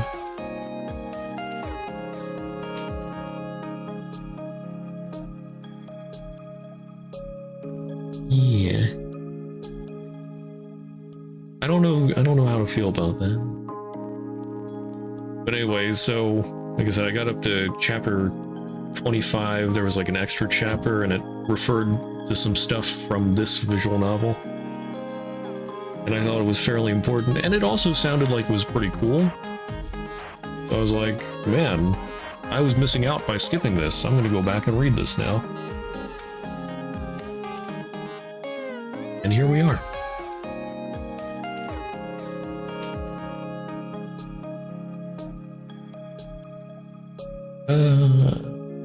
What do you mean? Rather, who are you? Me? I'm someone who can give you a better tour than any robot, for the mere price of 2 drachma. So you're also a tour guide? Guide? No way. That line of work is too much work for me. But you were just offering to take them on a tour. My tour is fundamentally different because my train of thought is fundamentally different than that of any robot. In short, I'm a philosopher and I don't see things the same way as them.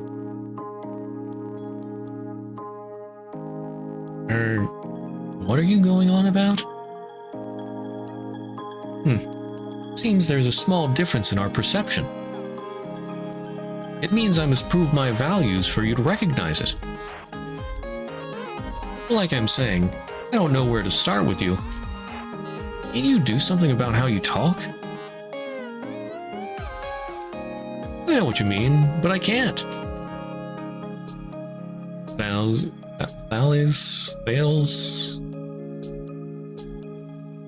of Miletus. I hope I'm pronouncing that right, I don't know. I am Thales of Miletus, Director of the Metaphysics Institute of the Great Library and commander of the three forces. A true philosopher.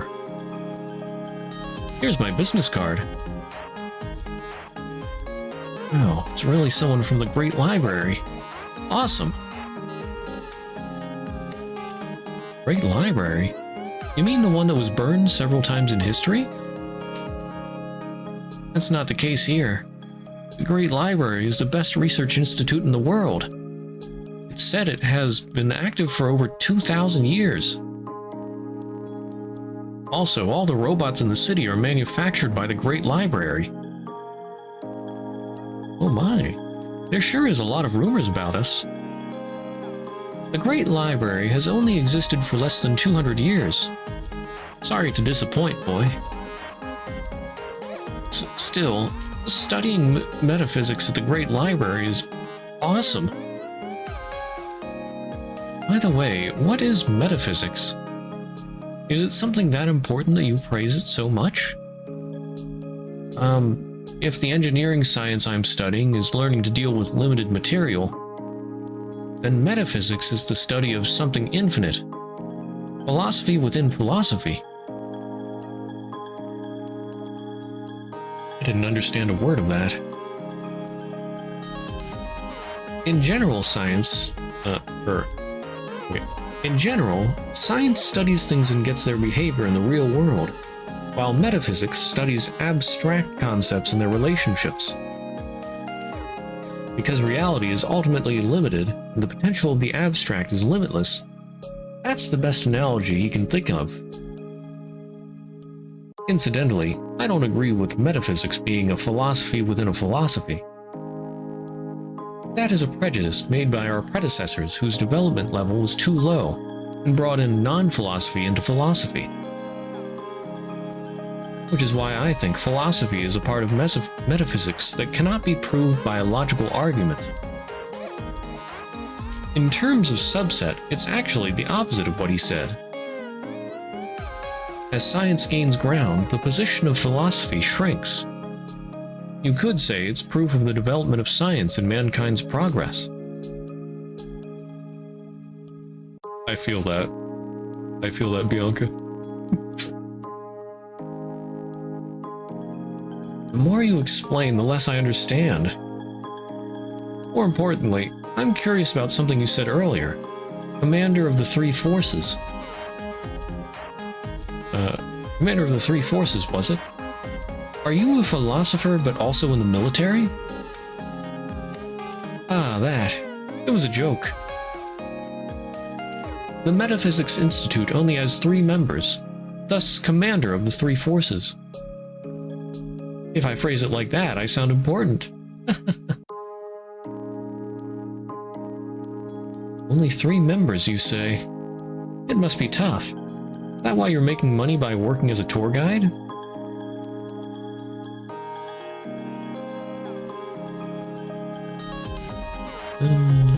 Boy, you think that you're familiar with this city. Do us a favor. Tell us what you think you can buy with 100 drachma.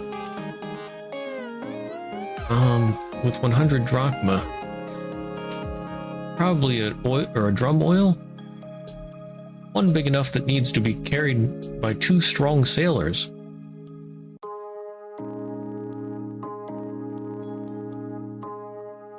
That example is hard to follow.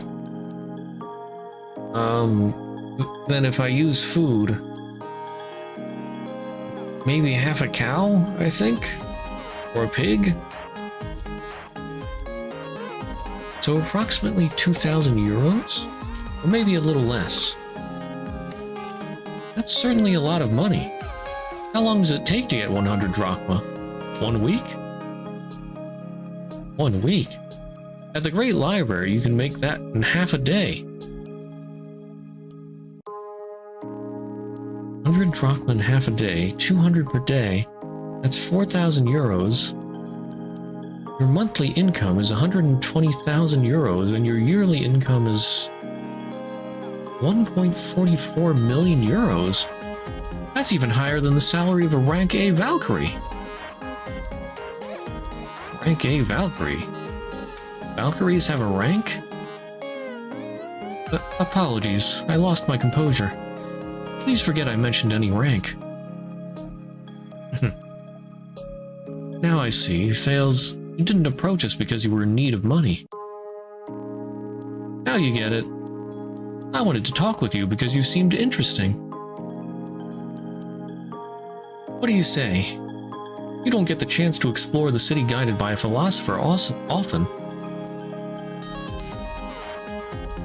Certainly doesn't sound like a bad idea, but if you're so rich, why did you want to charge us for your services?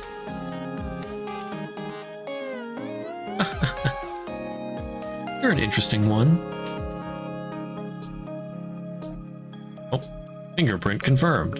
Thank you for choosing the Lighthouse Guide System, Director Thales of the Great Library. Interesting kids. I will take over as your tour guide. Wait, but then why'd you pay the robot? What?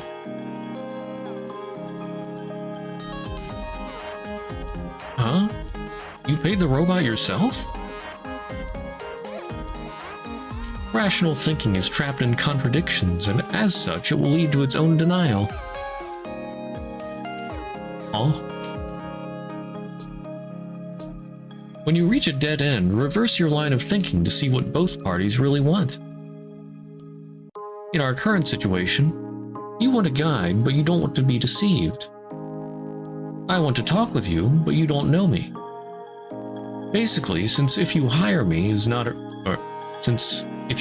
or not is irrelevant, there's a way for me to leave this predicament. I must reverse receiving money to paying money. That way, both parties get what they want.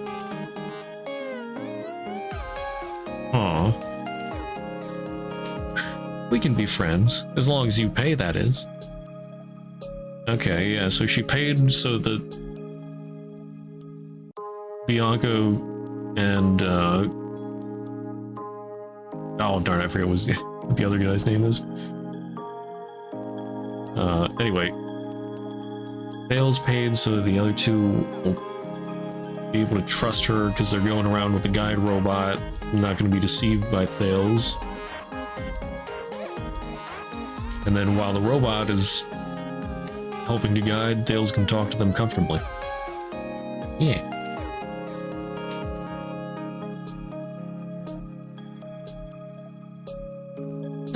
Look at you. You look so serious, but you can joke too. Hey, aren't you being a little rude? Anyway, metaphysics is the study of the nature of reality. It examines thinking itself, its ability and limits to grasp the truth.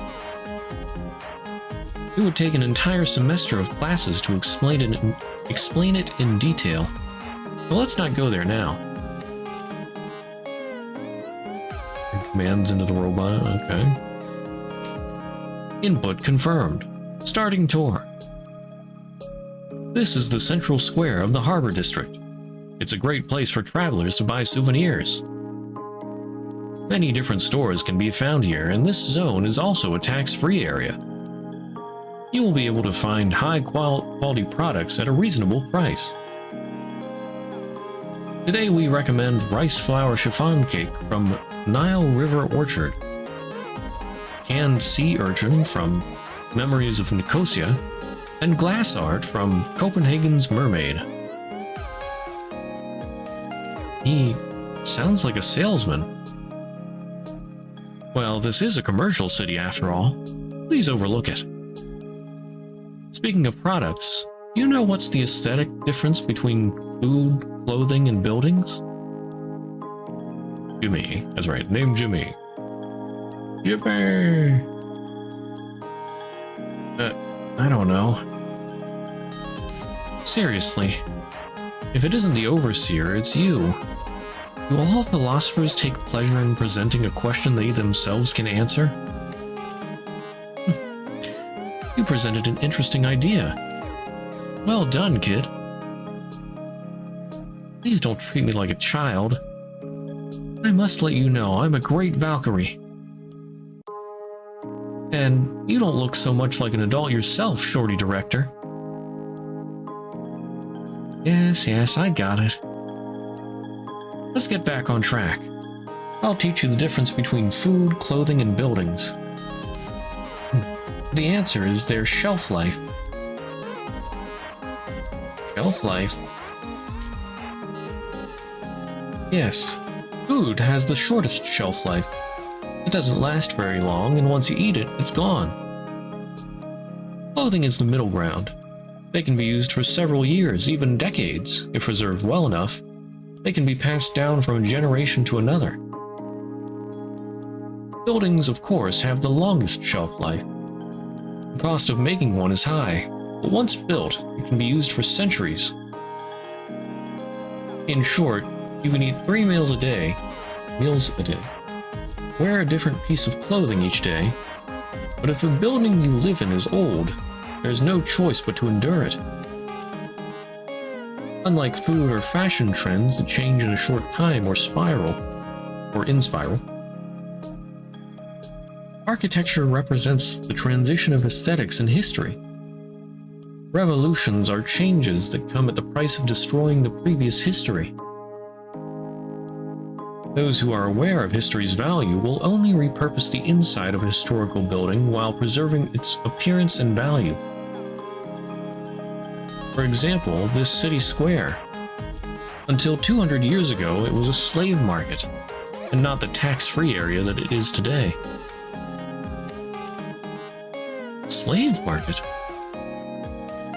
Yes, a place to buy and sell living humans. You probably don't know about it, but this city still has a certain degree of slavery in the form of liabilities. What did you say? It's true. If you go bankrupt in Alexandria, you'll be listed as a community contracted slave by the government. Well, you could call them free prisoners.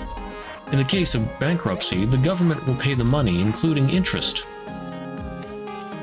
Your salary during the duration of the contract will be used to repay your debt. Or you can get someone else to pay it for you. If the parents can't pay it during their lifetime, their children will take over their debt. And the interest rate is barely 7.5%. Not too high. Isn't it too much of a tyranny?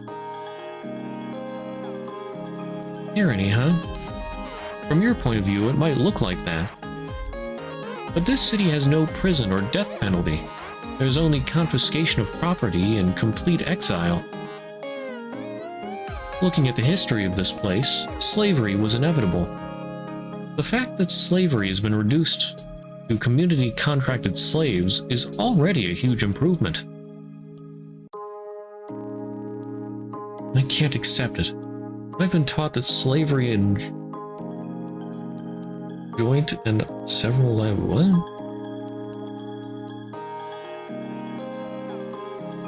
I'm taught that slavery and joint and several liability are unacceptable barbaric laws. Yes, it's obvious someone from a more advanced society wouldn't agree with it. But you're here today as a tourist to enjoy the city. Don't worry about those things right now. You can't judge this city without knowing every aspect of it.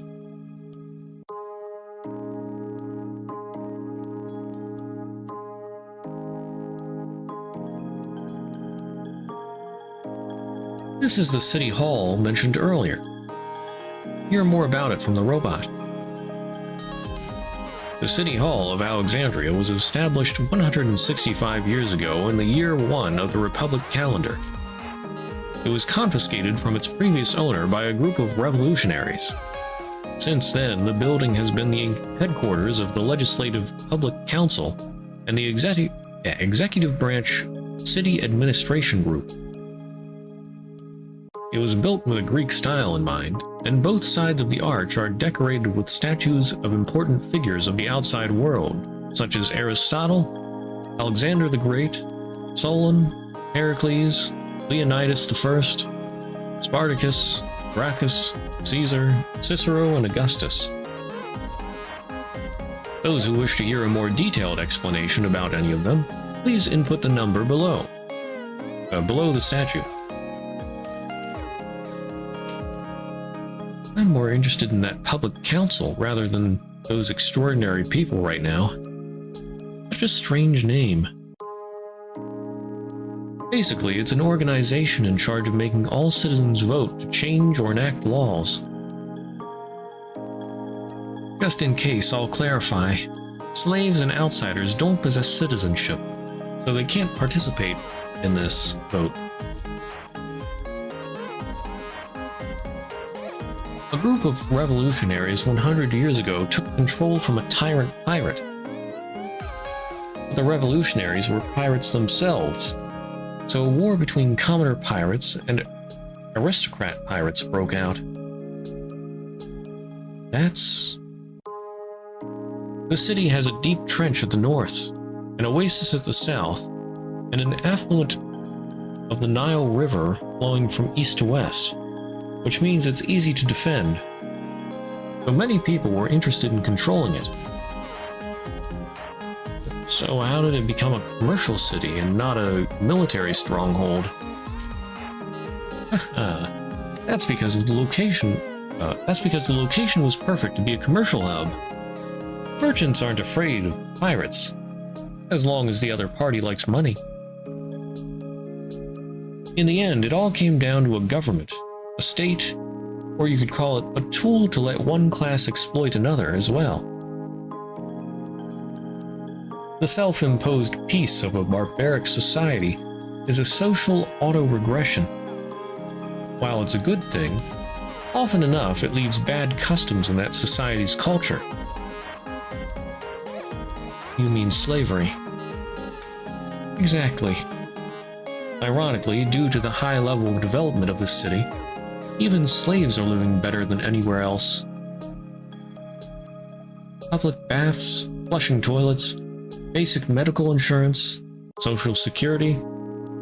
These are things you can't get anywhere else. Ah, my workplace is nearby.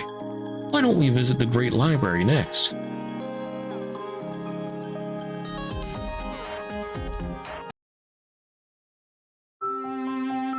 The Great Library was once the personal museum of a previous ruler. Its origin can be traced back to an ancient temple. In the year 2 of the Republic calendar, it was rebuilt as a scientific research institute. The citizens of Alexandria believe science to be very important. For that reason, the Great Library has been given the same social status as the Public Council and the City Administration Group. Thanks to the widespread use of robots as public servants, the Great Library has taken over the duties of the courtroom and has become a pillar of society as a legal institution. The external side of the building has been heavily influenced by Asian culture, but the interior remains Greek in style, similar to the City Hall.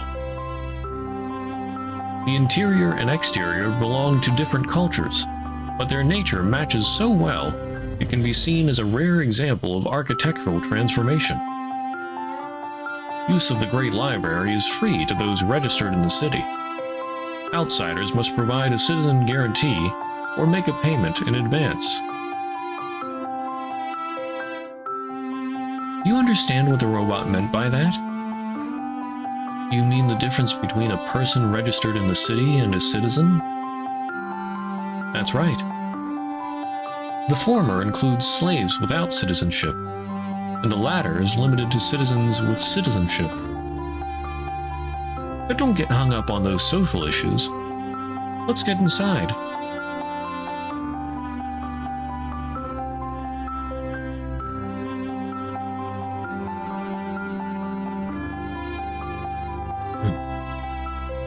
Amazing. Impressive. Does this go 10 layers underground? The underground segment was recently built, while the upper segment was the personal collections of the tyrants of the past. Nothing but a storage. That said, not everything disappeared along with them. For example, the Greek military junta and the complete commesty works of Aristophanes. Of course, we also have such titles as Homu's hyper adventure, and records of the 3 Homu kingdoms. Oh, goodness.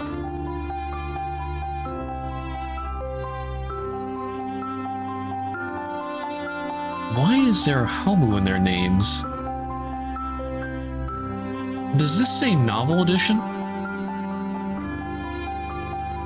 No, Homus are like plush mascot things.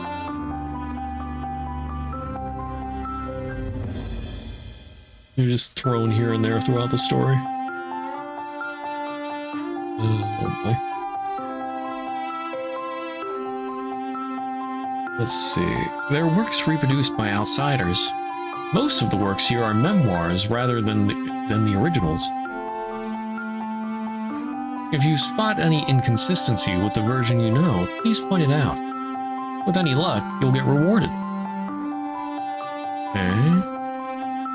There are 2 great writers aboard my ship, Shakespeare and Cervantes. Maybe I'll tell them to drop by later.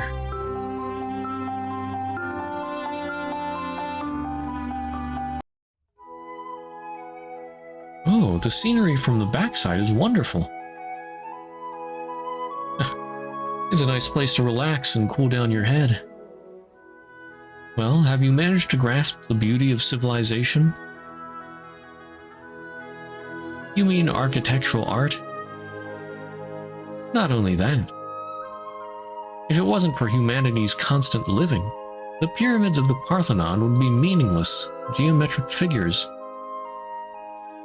And let me add, aesthetics is a process in which free will is self-sublimated by emotion. Deep in one's heart, all external information comes together transcending space-time and synchronizes with a mental wavelength, giving birth to a profound emotion. The beauty of civilization lies within countless little things that are interwoven to form a larger and complex picture. Each free will is one line, one point of color in that picture. Apart, it may be ugly, but pieced together it can form something beautiful. Yes, there you go again with the complicated talk. Jimmy, it's about time we... He's gone. Jimmy, where are you? Jimmy!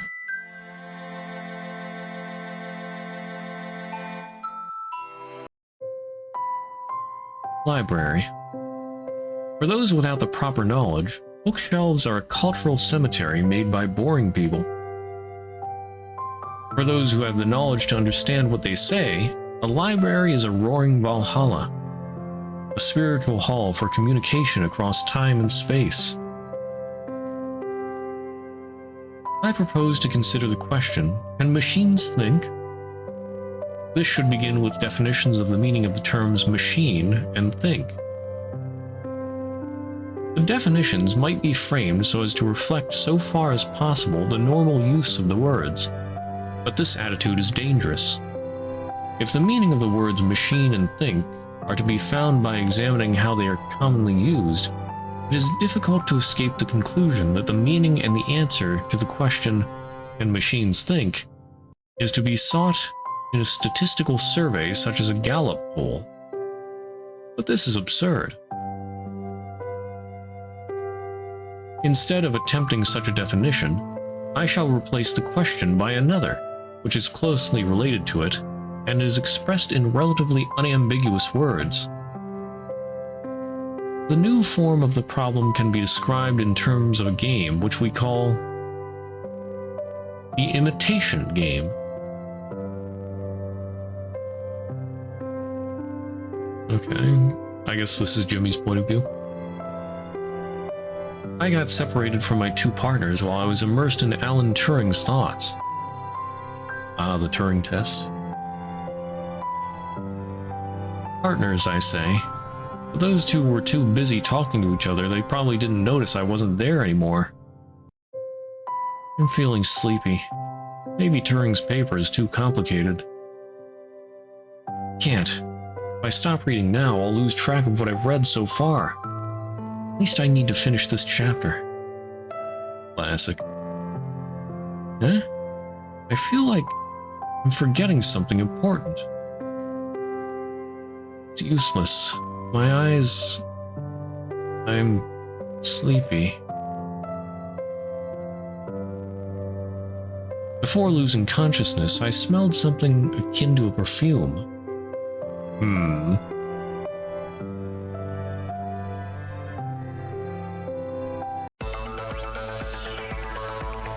What is the meaning of this? He should be somewhere in this postmodern scientific museum. We even searched the bathroom, but he's nowhere to be found. Strange. That geek boy shouldn't have been able to go too far. We were together for sure at the lobby, where I introduced you two to postmodern science. The knowledge of the external world we haven't mastered yet. Afterwards, we climbed the stairs, left the building through the back door, and looked at the scenery. If we got separated at any point, him being immersed reading a book here would be the most likely cause, but this is not the time for a carefree analysis. Call him through the radio, close all the doors, search every corner of this place. This city used to dabble in slave trading. Knowing that a timid boy like him would never leave on his own. He didn't get lost. Must have been kidnapped or something.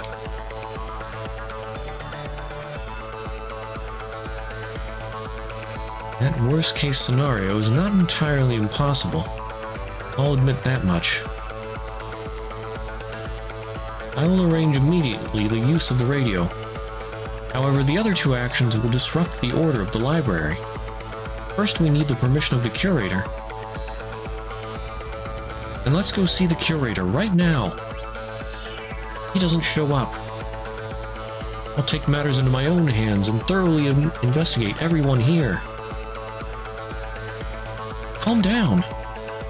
The curator is a reasonable person. Right now, you look like you're trying to pick a fight. What did you say? I understand well you feel anxious about what happened to your friend. But there's an order for everything. Don't throw it away and cause trouble for everyone else here. Rules and systems are only effective because people adhere to them. Also, you know violence is not good. Suppress that aggressive attitude of yours until we confirm whether it really was a kidnapping or not. Or else you'll bring shame upon yourself.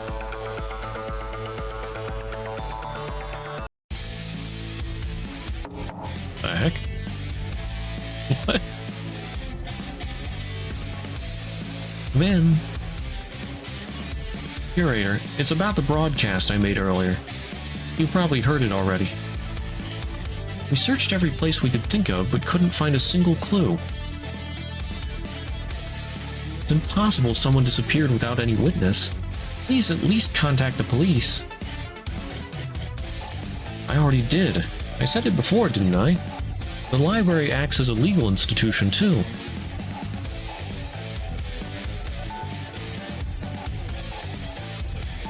Fails.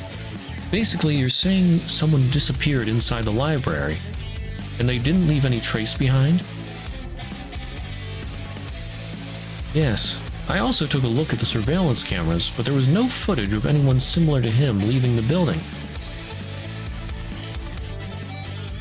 You have surveillance cameras? Makes sense since there are robots too. Don't interrupt me, Valkyrie. Curator, the surveillance footage tells us the missing boy hasn't left the building, and he isn't responding to the radio message. Can I ask for a complete lockdown and a thorough search? Do we need to go that far? I think we do. There's a chance this incident is connected to the recent Missing Outsiders case. What makes you think that? It's difficult to make a person disappear. The culprit being the same person is more likely and there being 2 criminals with the same MO active at the same time. Very well. The library will remain closed for 2 hours. Anyone entering or leaving will need my permission. During that time, the entire staff and robots will search for the missing boy. Are you okay with that, young lady? I'm Bianca. Bianca Adegina, rank A Valkyrie. I'm the curator of the Great Library, Caterina Michelangelo Buonorati. You can call me Michelangelo. Ah. Fails, would you please tell the consultant detective to come here? We need to settle this as soon as possible.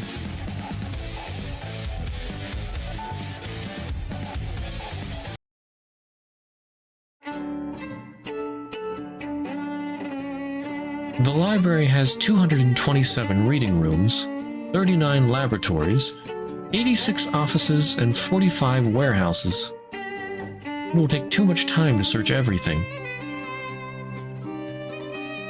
Staff and the robots are running around looking for him. Shouldn't we be doing something too? I'm not doing nothing here. I'm waiting for that person thinking over there. The curator pointed her finger at a person sitting in a chair. She seemed to be busy thinking while assuming a strange pose like Holmes. Seems everyone can't wait any longer. I'll start sharing my deductions while we wait for my trusted assistant to come. Wait a moment. Who are you? I'm an archaeologist and a consultant detective. Anything else? Oh, did I forget something? Why, yes. Perhaps your name? Are you not going to introduce yourself, like, properly? It's not like knowing my name would change our current situation. But oh well. Call me Champollion. Gianna Francois Champollion. Archaeology expert. I assume that's a historical figure, but I don't know them. I'll get straight to the point. The person you're looking for is not in this library. What? But the camera footage... The reason is simple. If the boy was here, why isn't he showing himself? There's a huge commotion going on because of him. He must have been locked up by someone. They must be waiting for the commotion to cease before sneaking him out. Your first idea has a point, but the second one is too unreasonable. If the target has been secured without anyone noticing, why would the kidnapper purposely take a risk and wait for the uncertain moment when the commotion ceases? And it's strange we haven't found any trace of him if he was hidden in a hurry. Conversely, if this crime was premeditated, would the culprit stay here with the hostage, or would they try to leave right away? Which course of action do you think is best? I get that, but Jimmy didn't show up in any surveillance footage. There wasn't anyone who looked like him either.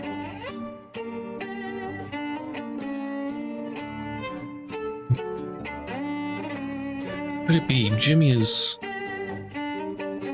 Don't let your imagination run wild. I doubt anyone had a grudge against him, and it didn't seem like he had a lot of money. The possibility that someone would try to assassinate him is small. But then, it's simple. He was put inside something and was escorted out of the library. But even if someone were to hide him in one of the boxes we use to carry books, it would be thoroughly inspected at the exit. It would be found out immediately.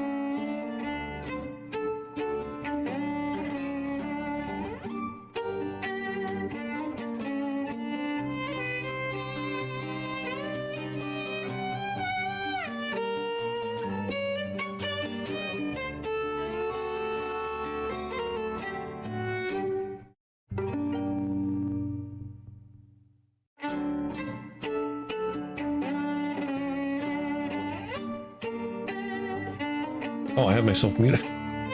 Well, that's awkward. Just coughed and muted myself and forgot to unmute. Okay.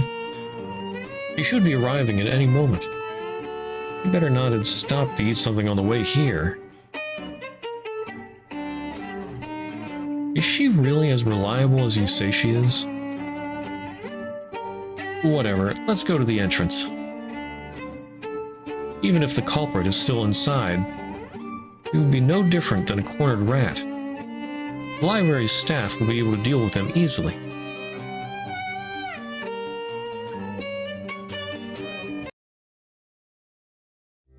At the same time, somewhere in the city,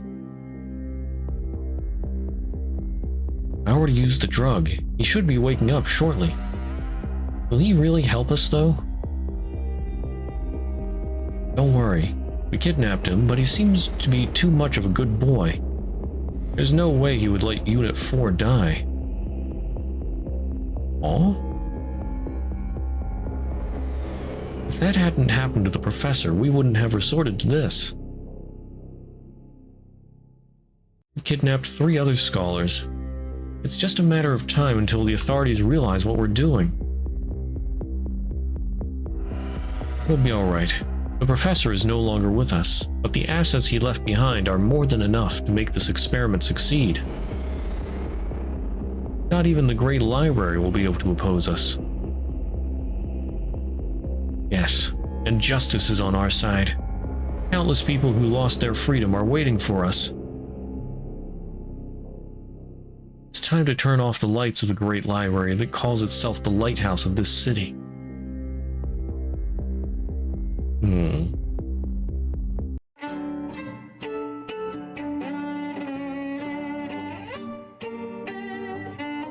What's up, Professor? The cake from the Nile River Orchard was so delicious I had to buy another one. Facepalm.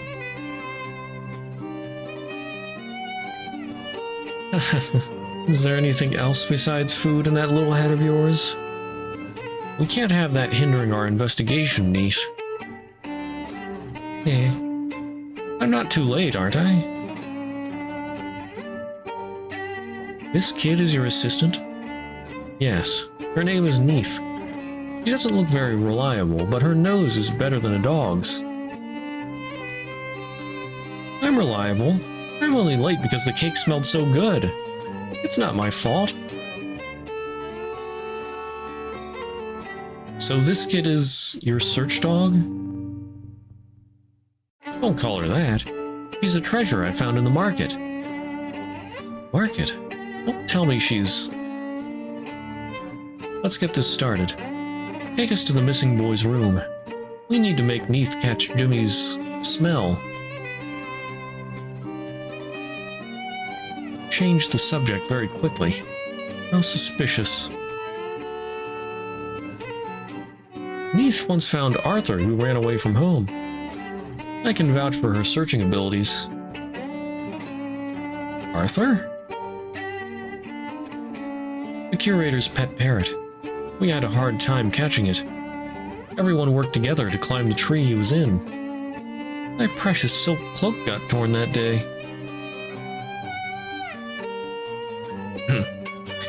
There's no time to reminisce about the past. Let's go.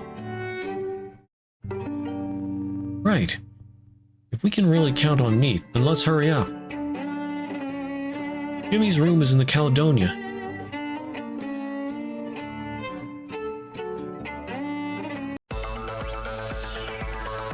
Bianca-sama? What happened? You seem to be in a hurry. Jimmy's gone. I'm trying to get a whiff of his smell to find him.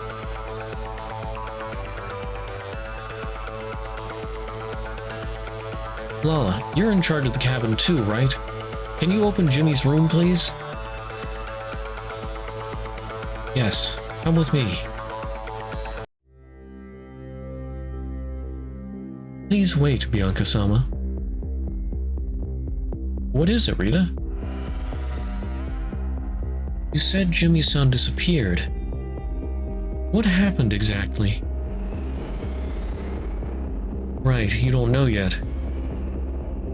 Alright, let me explain everything.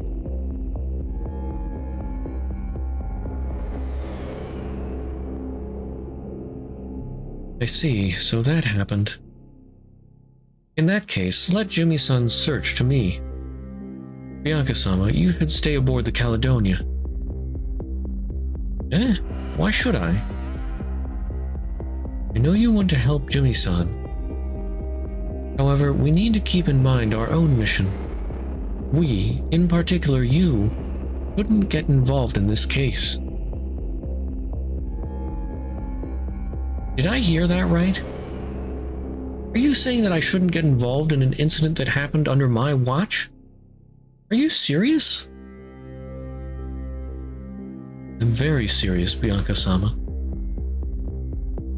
Getting involved in the internal affairs of a big city like this could bring unexpected risks to us. One of us should remain aboard the ship to avoid the worst-case scenario. And it should be fine if I go out and you stay on the ship. I was Jimmy's partner. This is my responsibility. There are 5 dangerous faults which may affect General. Recklessness, which leads to destruction. Cowardice, which leads to capture. A hasty temper, which can be provoked by insults. A delicacy of honor, which is sensitive to shame. Over-solicitude for his men, which exposes him to worry and trouble. These are the 5 besetting sins of a general, ruinous to the conduct of war. When an army is overthrown and its leader slain, the cause will surely be found among these 5 dangerous faults. Let them be a subject of meditation. Bianca-sama, from a military point of view, your current state of mind is not suited to perform this investigation. As long as there are unknown risks, we can't afford to act recklessly. I'm not being reckless.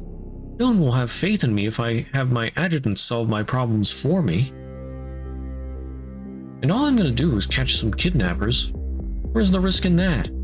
I'm an A-rank Valkyrie. I can handle something like that without breaking a sweat.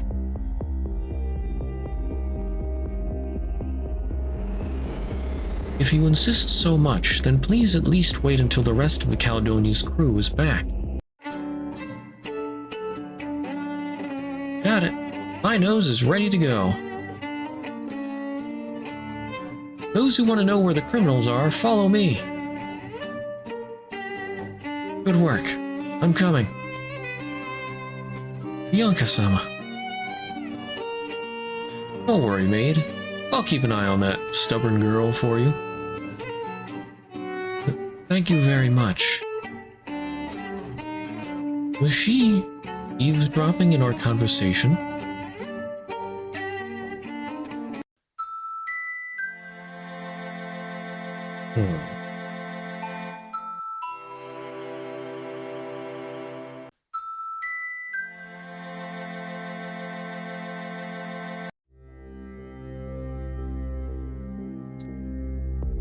As he despaired, Jimmy Watt began to remember what happened moments before he lost consciousness. I was in the Great Library when I passed out. Next thing I knew, I was already inside this prison cell. The door is locked, and no one is answering to my screams. Bianca, Captain Shakespeare, Director Thales. I can only fantasize about someone coming to my rescue. Are those footsteps? I put my ear on the door. The footsteps stopped right in front of the door.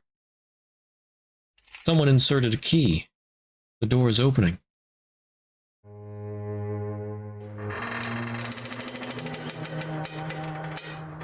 Scholar-sama, I'm very sorry for the trouble I've caused you.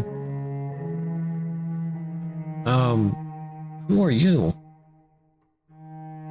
My apologies for the late introduction. My name is Alice. Right now, I am in charge of this facility. Come this way. We can talk as we walk.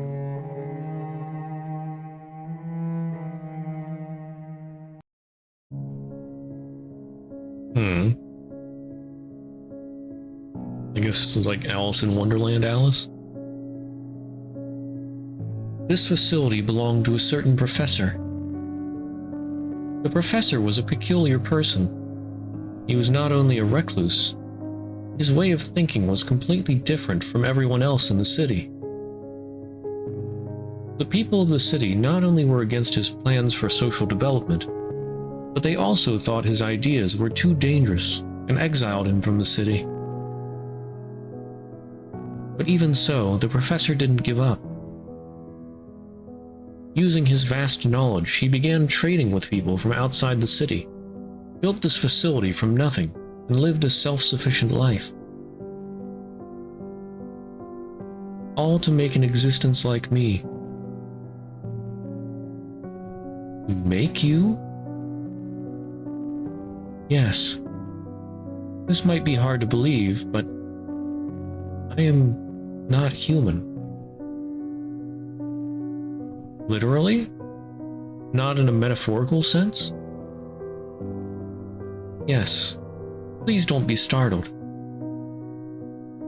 It's not my intention to... it's not my intention to deceive you. I'm Unit 4, a machine made by the professor.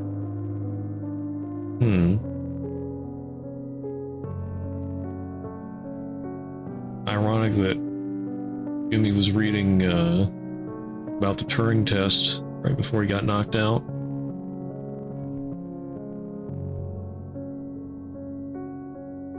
The Alice in front of you is one of many interfaces of that machine. One resembling the human body.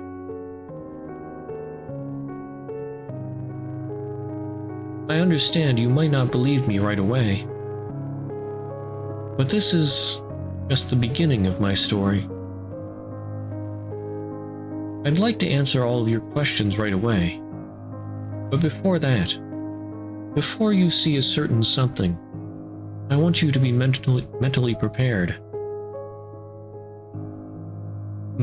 Mentally prepared?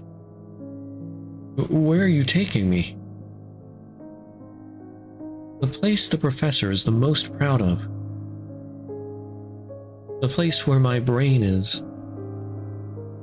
Your brain.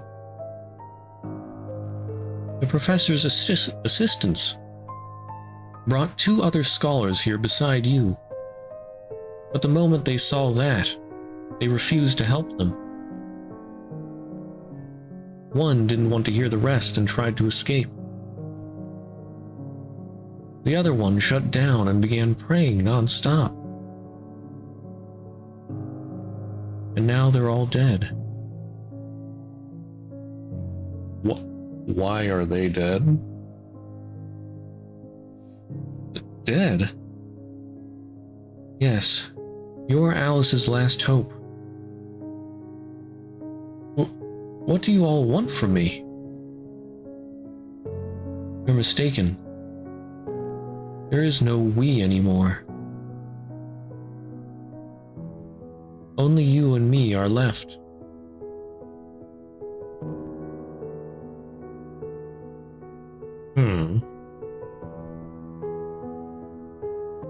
The professor, his assistants, and the scholars they kidnapped, they're all dead. What the heck?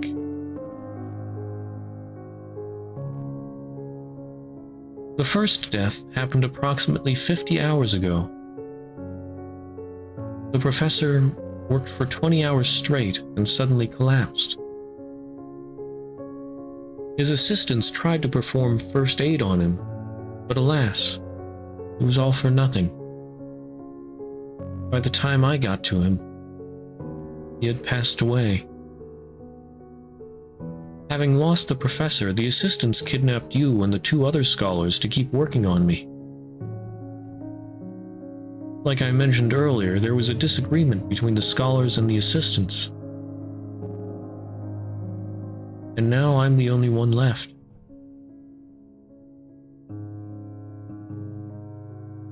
Fortunately for you, you were still sleeping in your cell when it happened. You can call me Jimmy. Jimmy-sama. You're Alice's only hope for salvation. 1 minute.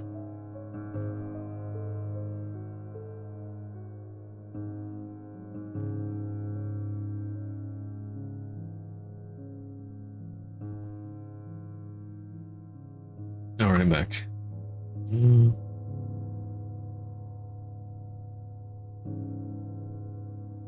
What do you want me to do?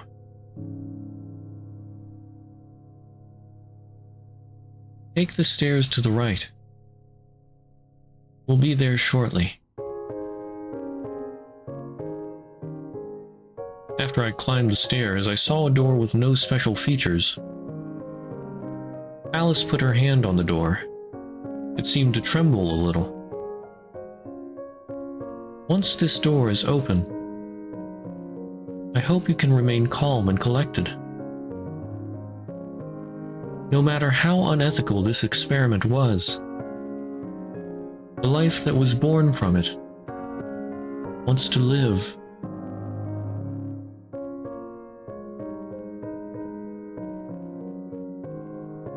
I want to live.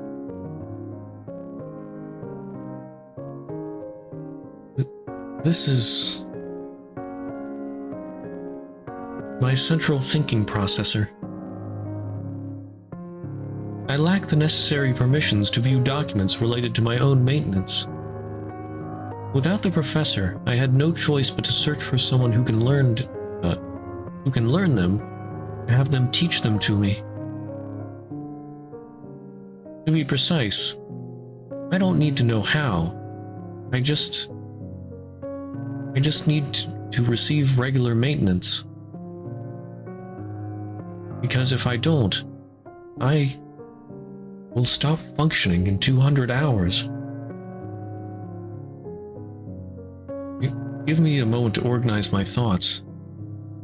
Basically, you're a machine capable of thought, and this is your brain?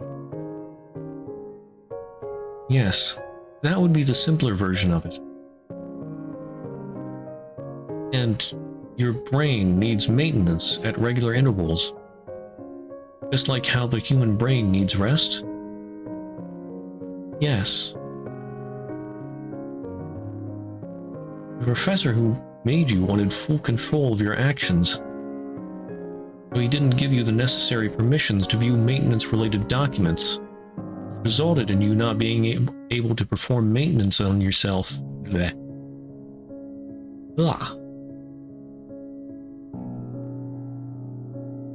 Ugh. Been a while since I talked this long continuously. Ugh.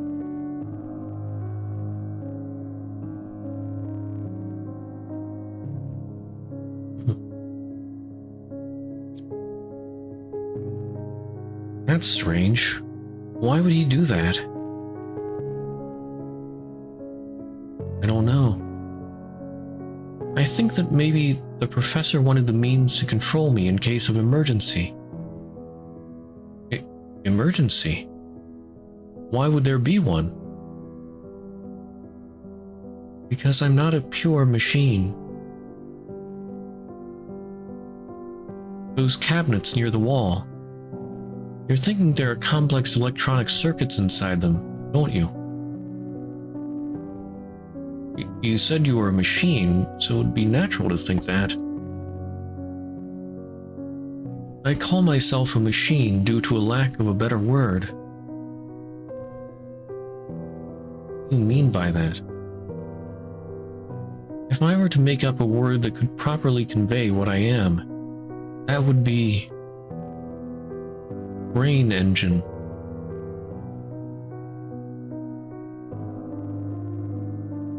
I'm Unit 4.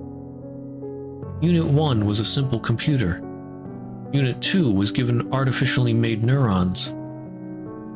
Unit 3 used the brain of an octopus. And I am a hybrid super biocomputer, and the reason he was exiled from the city.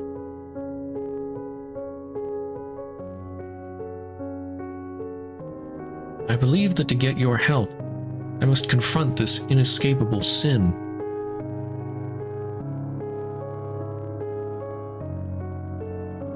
The girl's slender fingers pointed at a metal box. I can feel the tension in the air. If I open that box, I feel like something inside me will immediately shatter, as if it were a glass vase falling to the ground. In that moment, I realized I am nothing but a gel-like something that exists inside a container called Skull. I think, therefore I am. The true nature of an individual who poses I lies in the psyche. The nature of an individual who poses I lies in the psyche, and it fundamentally rejects any non-aesthetic impurities. Paradoxically, aesthetic is something that only exists thanks to the impurities of other individuals. It's impossible for humans to completely detach themselves from their own objectivity and subjectivity. For starters, our soul is the result of a neurotransmitter and feeble electric currents working as intended. Nothing is true, everything is permitted. If there is a difference between Alice and me, it would be the source of that gel-like something.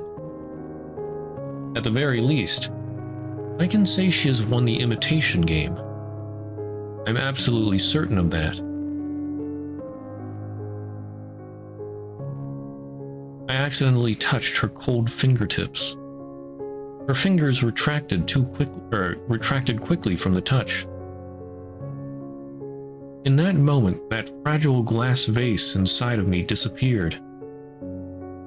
Without hesitation, I turned the key and opened the box.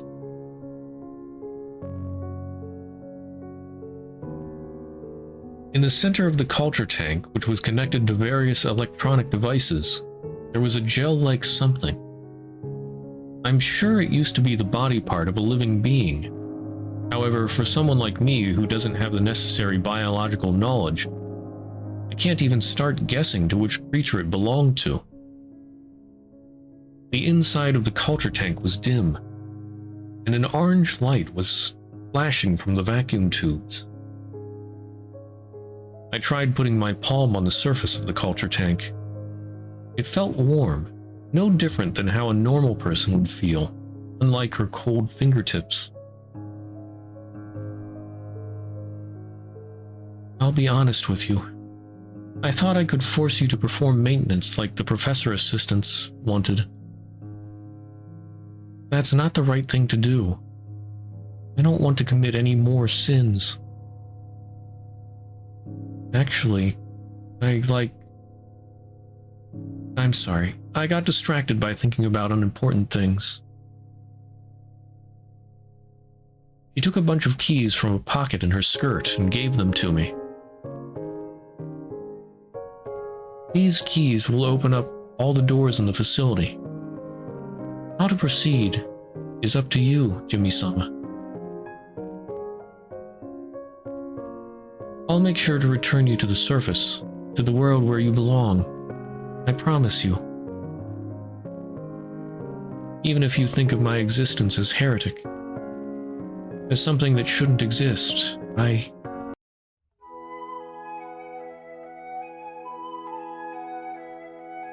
Don't say that. The professor and his assistants might have done bad things, but you haven't done anything wrong, Alice. But you don't know anything about me. Classic. This might sound dumb, but wanting to live is not wrong. You're not a normal person like me, which is why I can't forgive those who tried to use you and abandoned you.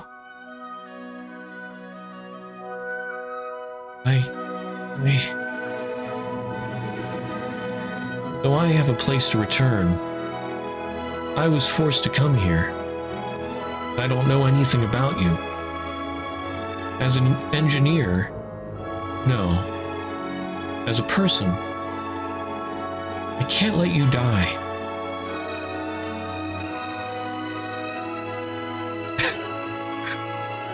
The music in the background, oh my. So cheesy. And yet fitting somehow. I guess. Jimmy-sama. Alice, your life won't end in 200 hours. I swear it.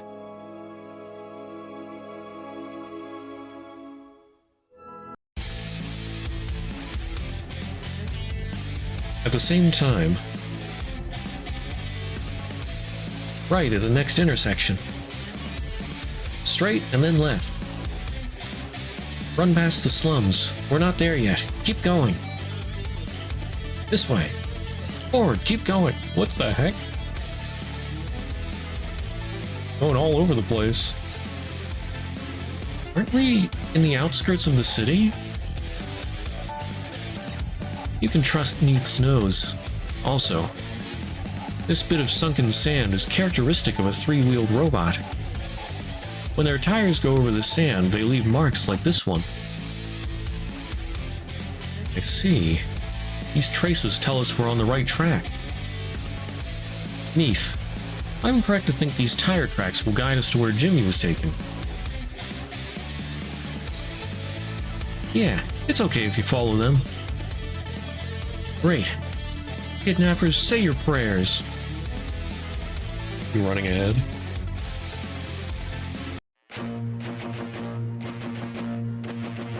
Whoa, this smell. What is this? Sulfur lake. They're made by volcanic activity. I wonder if that's how it's powered. Geothermal. This is bad news. Professor, the smell is too strong. I can't keep going. Yes, I know.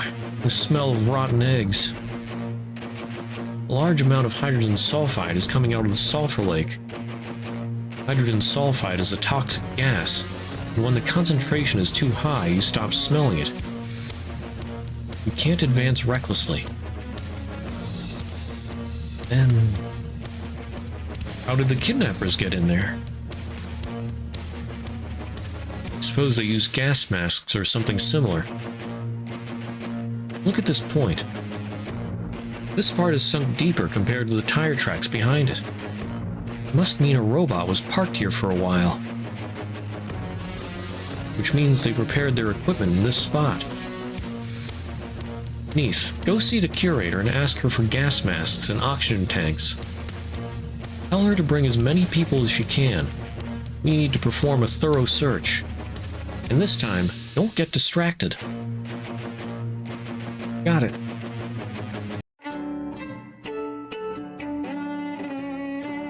What should we do in the meantime? Wait here?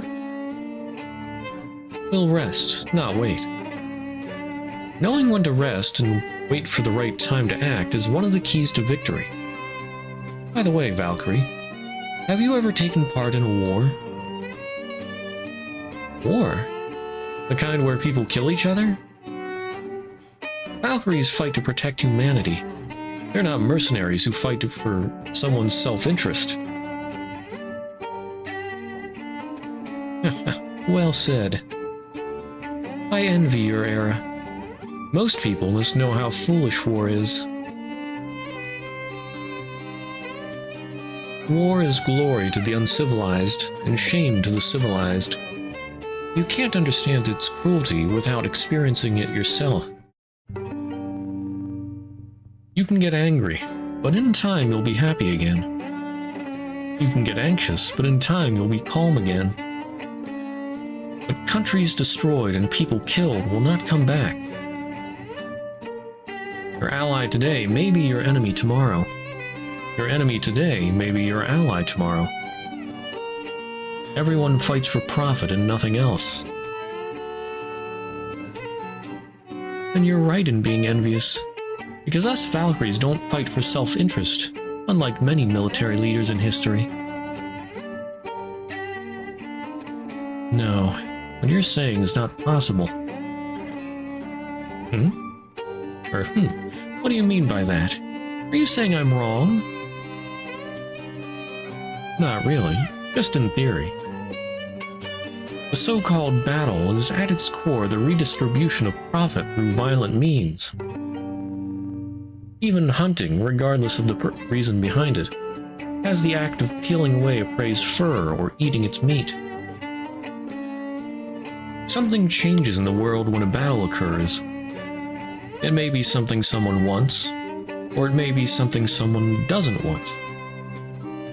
Which is why those who take part in a battle must take responsibility for the change they're causing. Only those who have that sense of responsibility can call themselves a soldier. Otherwise, they're just a machine following orders.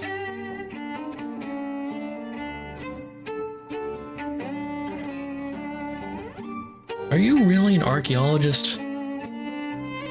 What else could I be? The commander-in-chief of the Eastern Expedition Force, perhaps?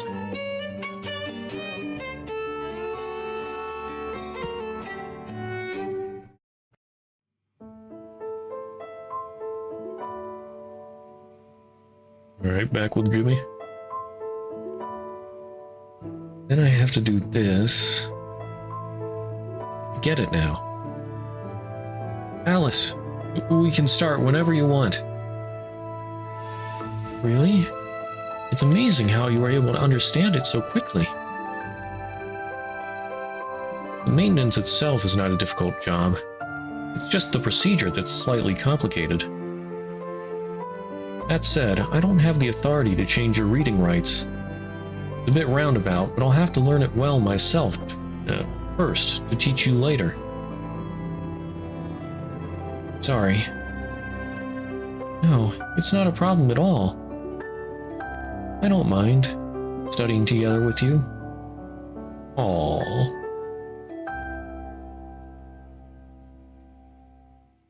Then let's start from box 1. And stop adding Sama to my name. It doesn't sound right. Yes. Pull out the culture tank and press the button according to the status shown. I see. Simple enough. No wonder the professor never let me see him working. The professor? I wonder what you were to him. That's something not even I know. He was the one who named me Alice. Maybe you'll be able to see the contradiction behind that.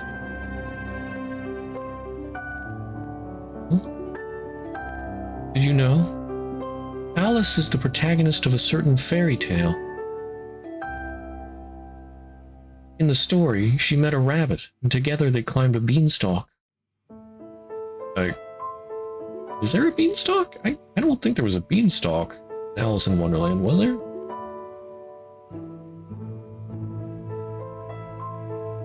Beanstalk? Sorry, never heard of it before.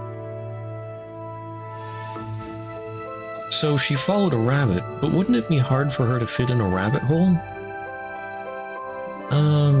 I guess it can because the rabbit was special? Anyway, the protagonist Alice followed the tuxedo-wearing rabbit until she arrived at the base of the beanstalk. There was a hole in the beanstalk. The rabbit jumped into it and disappeared. When Alice got close to it, she felt a strong wind current. Oh, when she first fell into Wonderland, maybe. Is that it? No. What am I going to do about my skirt if I end up flying like the rabbit? Alice pondered. That's when a single leaf fell off the beanstalk and landed next to her. It was carrying a bottle with a label that said, "Please drink it." Isn't that too suspicious? Box 5's next. Want to press the buttons yourself? Yes. I think I can do it. Pull it out. The status display says 3, so I need to press the green button, correct? Yes, well done. On to box 6. So, did the Alice from the story drink it? She did. Then her soul jumped out of her body. Her soul? Must be some kind of magic. Alice's soul made it to the top of the beanstalk. When she looked back, her own body was being carried by a pod. This turned into a scary story. Scary story? The professor once said humans are afraid of having their souls leave their bodies. I guess it was true.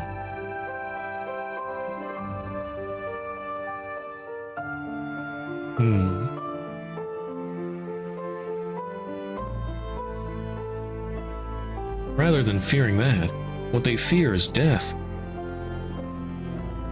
Nobody has ever experienced what it's like to have their soul leave their body, because when that happens, the person is dead. I understand, but the Alice in the story didn't die. Alice reached out to her body, and when she touched it, her body and soul were one once again.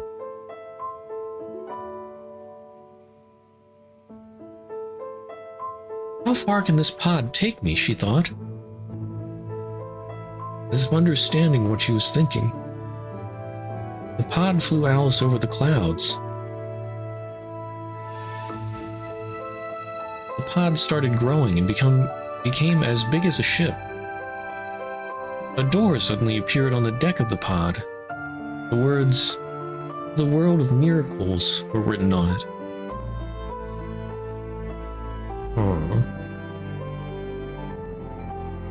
Alice went through the door and carefully went down the stairs.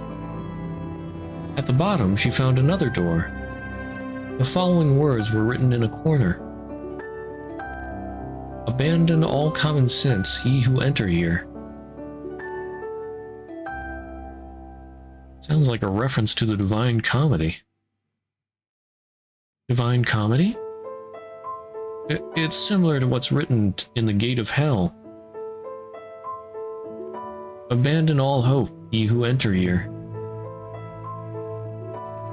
Quite the ominous phrase.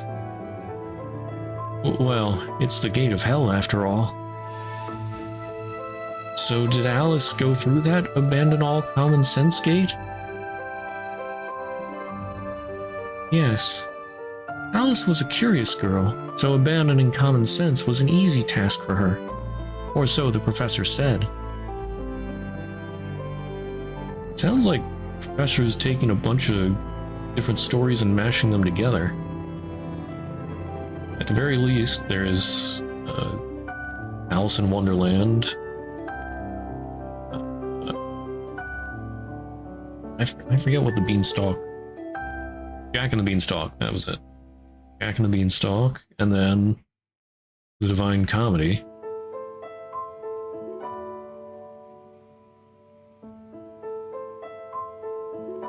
When Alice went through the second door, her field of vision expanded.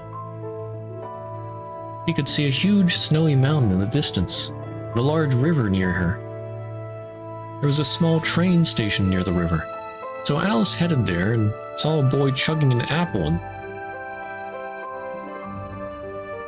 Chugging an apple?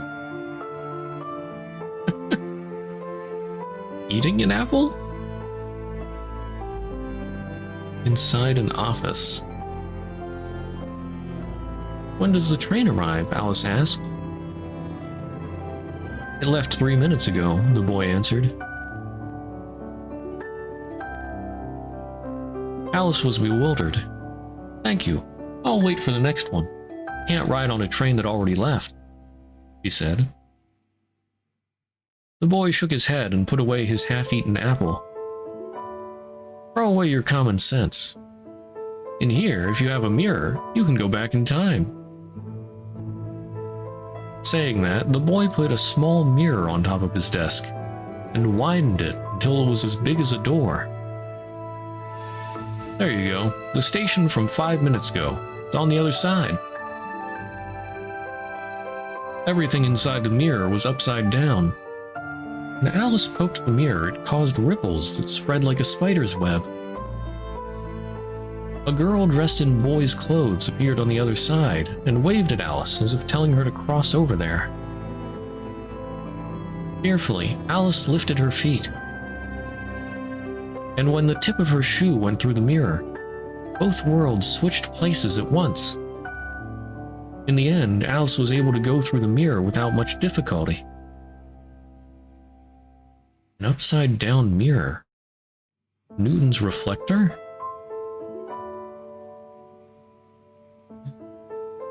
Newton's reflector? The first reflecting telescope?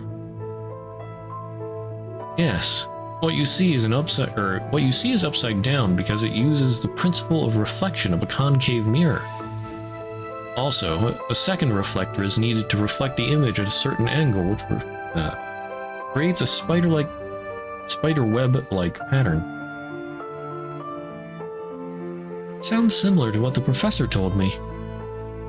Could it be that the boy that was eating an apple was actually Newton? Oh. I'm not sure about that. But it's a fairy tale, so anything goes, I guess. Oh, we're already at box 17. That was fast. You're getting better at this, Alice.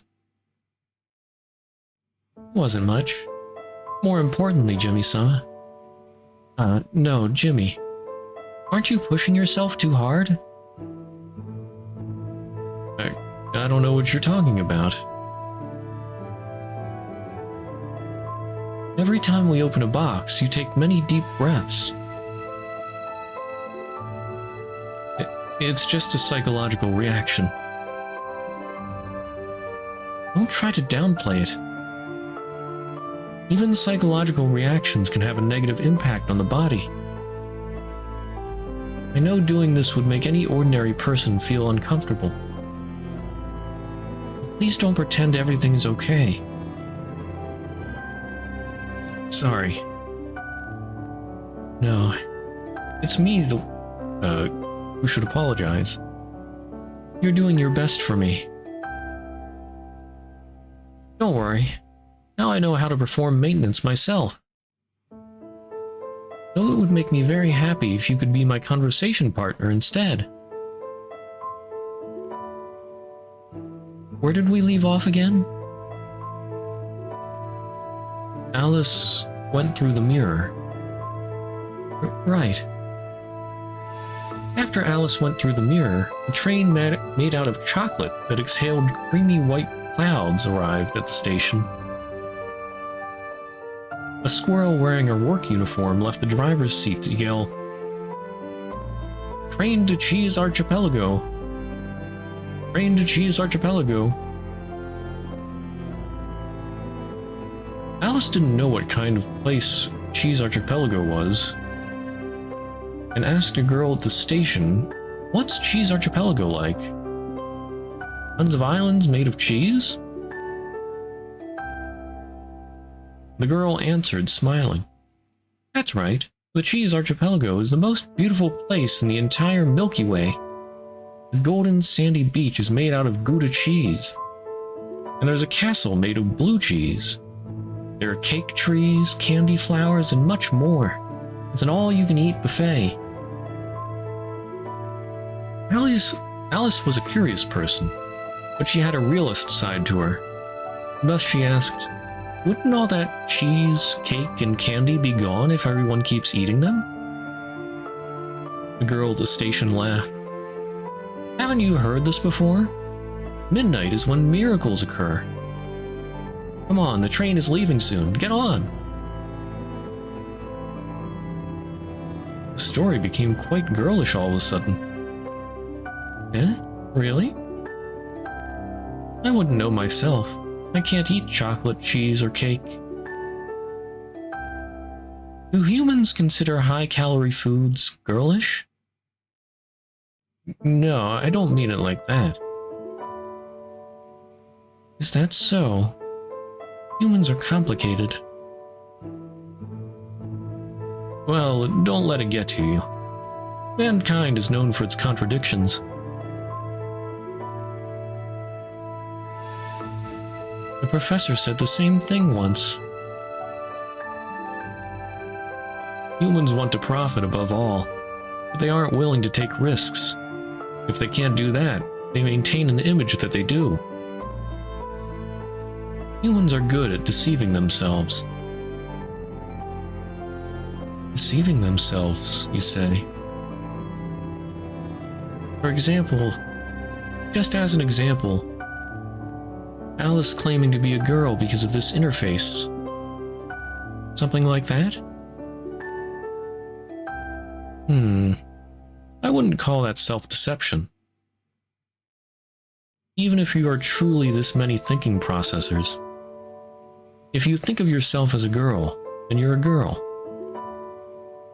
Moreover, if you don't consider yourself as a part of mankind, then human concepts don't exactly apply to you. So it's more like a mental thing, I guess. I see. It never occurred to me to think about it that way. It's settled. I will keep referring to myself as a girl. Status 4, press the yellow button. Box 32 done. We have 26 left. Seems maintenance won before the story. Will you leave once the maintenance is done? Right, I should get going. But... What? This time I'll stay. I want to hear Alice's story, to the very end.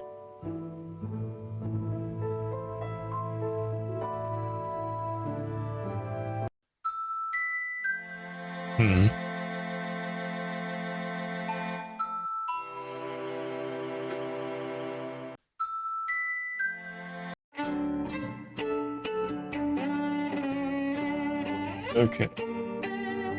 However, I need to take a break. Go use the bathroom. See, just in case.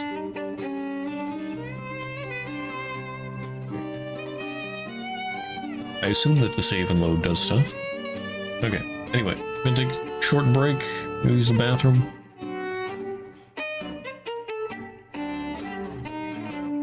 I gotta say, I was feeling a little bad there at first when we were just traveling the city and everything, but this has gotten quite interesting suddenly.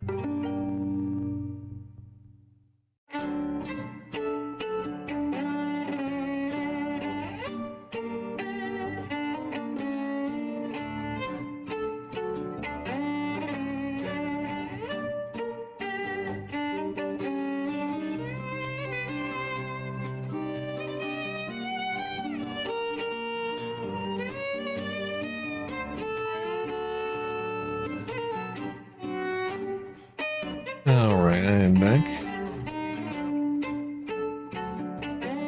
But yeah, ever since we got to Alice, things have gotten a lot more interesting in my opinion. But I guess, I mean, every story needs some build-up. Oh, hey there, Glyphic. Yeah, I did, chapter 25EX, and it sounded like I missed some important stuff with the Durandal VN. It sounded pretty interesting. So, I decided to go back and read it.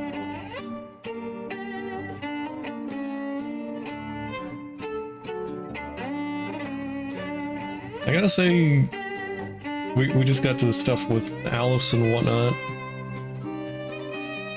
and I'm very intrigued. Did I read the anti-entropy VN yet? No, I did not read that one. I haven't really felt a need to read that one. But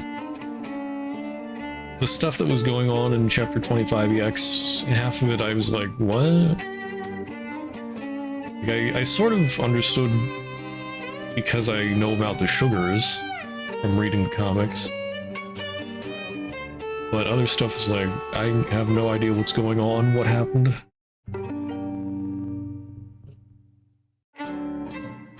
Yeah, need for full context.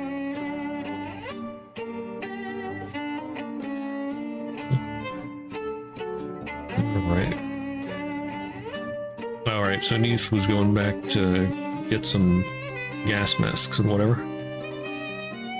President, I'm coming in! Oh, City Administration Group. First time I've seen them. Evian, very good too. I shall consider it. And you were? Neith? Did something happen to Champollion? Please listen. We chased the kidnappers to the west and found out their hideouts in the Sulphur Lake. Sulphur Lake, poison gas, hydrogen sulfide. Must be the volcanic area near El Alamein. It sounds like something that person who had his records erased would do. Kid. Neith, was it? Yep. Take this document and give it to Commander Hussein of the Reserve Command. And give this other one to Director Tolmie of the Municipal Equipment Department. They'll give you the personnel and equipment you need.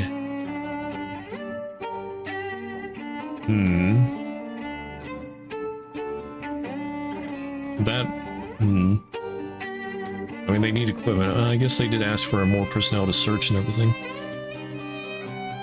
I hope they don't destroy Alice. A lot of the characters are stigmata art. I noticed Thales, and... well, Shakespeare... I was a little confused at first about Shakespeare, because she didn't know what Shixel was, and I was pretty sure that Shakespeare ran into Callan before. But I guess since this is an alternate universe Shakespeare, that like their world doesn't have Shixel. I mean, they said this world doesn't have Shixel, so. And then Shelley Michelangelo too. Okay. Bubble world, not alternate universe. Or yeah. A reality mirror type thing.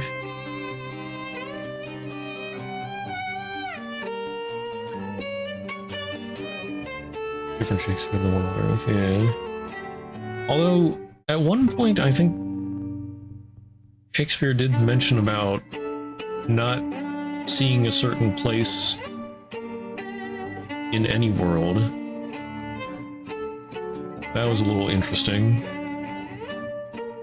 It's the way they worded it.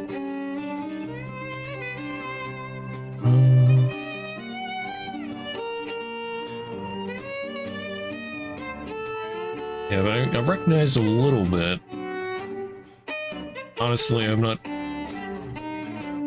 too up to date on all the stigmata. I just know the major ones, or well, at least the ones that I use.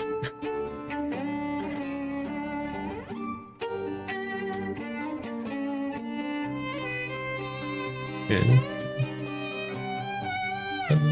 Okay, anyway, they get personnel. Oh, nice. You understood quickly.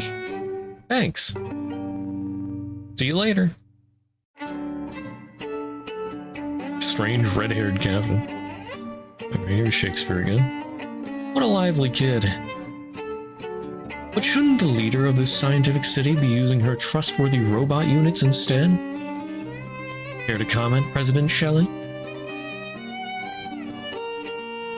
You're here, Shakespeare. Do you really have time for this? I heard one of your crew members was kidnapped. If the security system of this city is to be trusted, there's nothing to be worried about. What are you getting at? Are you really going to make me say it?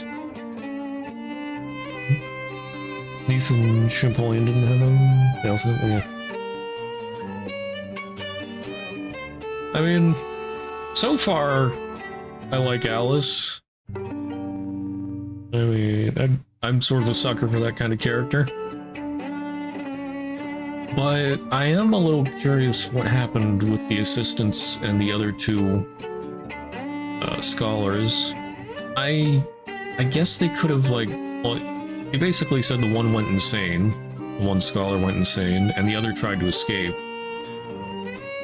And I mean, I guess the assistants, I mean, they probably didn't want to kill the scholars. It sounded like they didn't want to kill the scholars. But, maybe, like, the crazy one could have attacked them, and the one that tried to escape could have attacked them, and anyway, they killed each other. Seems the most likely, but still a little bit of doubt, because we're never actually told what actually happens to them.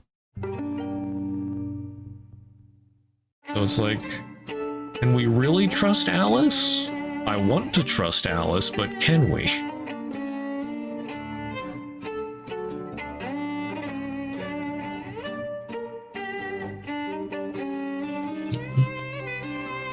If you insist, I suppose I should. You and the curator over there, too, predicted something like this was going to happen. Otherwise, you wouldn't have had real people ready on standby to catch the kidnappers. When you won the election 20 years ago, you told the public you would make advances in artificial intelligence and pass laws that will keep citizens away from dangerous work.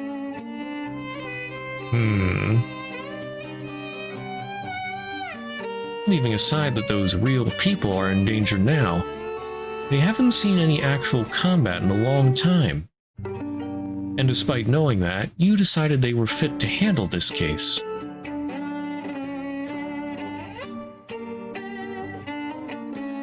Will you get over it and tell us why you came here instead of meeting up with Champollion and the rest? This is not a theater. I'd like for you to stop talking in such a roundabout way. In place? The bubble worlds? Oh yeah, the bubble worlds are all possibilities. Endless possibilities.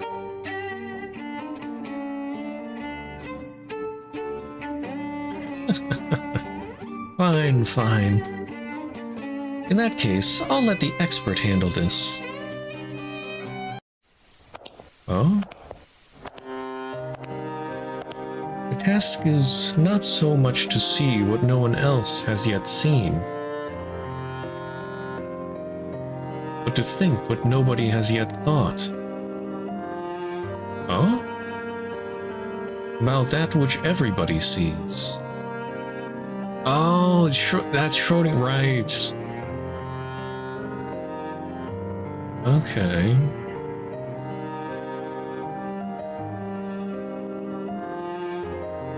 Huh.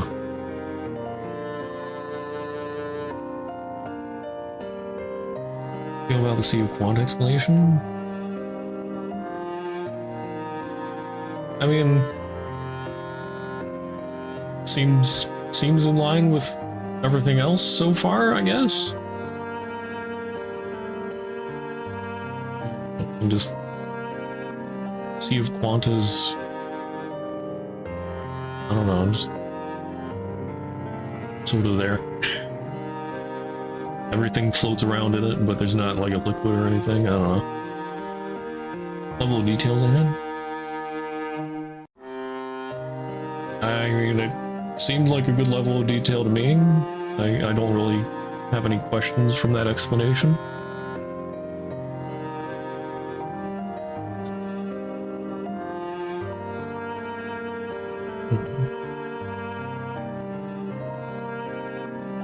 It's sort of ironic. I knew that Schrodinger was going to be part of this because of Chapter 25 EX, but I just did not think that she would be Iron Mask.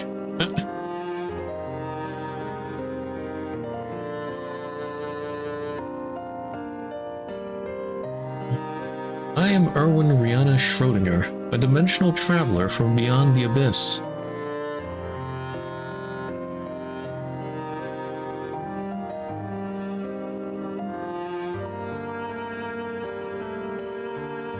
Dimensional traveler? Who are you? No, what are you? Human. To be specific, a being that had the unitarity of its quantum distribution altered.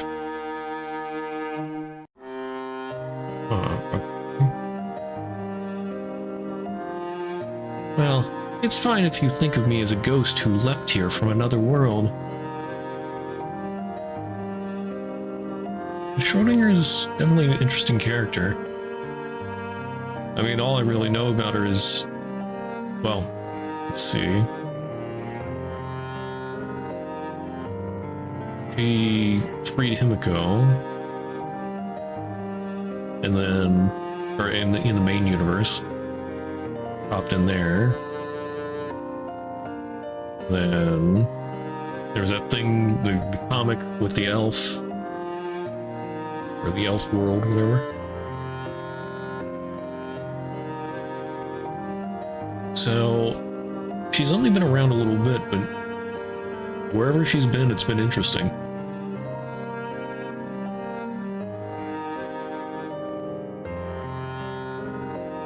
I think, wasn't Schrodinger the one that freed Himiko?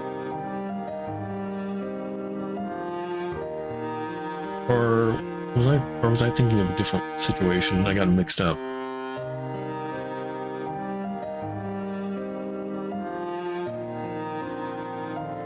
Oh no. Well, no, that was the feathers. So that was Fuhua, wasn't it? I must be getting it mixed up with anti-entropy thing.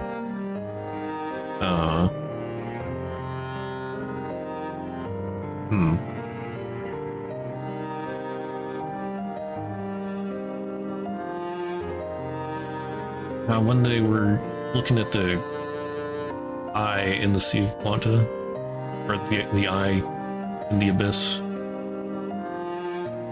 I think Schrodinger had a part in that. She popped in. Yeah.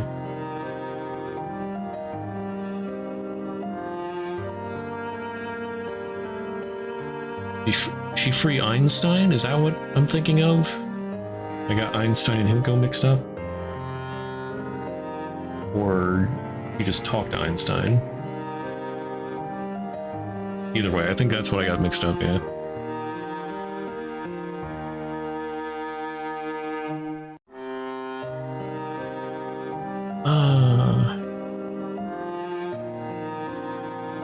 Everything going on all over the place. It gets a little mixed up in my head.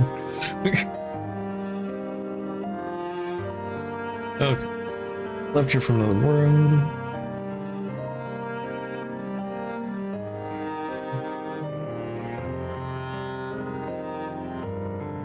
Have you heard about this sword before?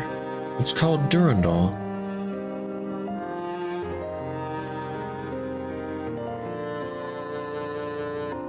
It's no surprise the sword itself means nothing to you. But the following story may change your reaction. An urban legend says that somewhere in the city there's a philosopher's stone, a tesseract that gives all your robots the ability to think.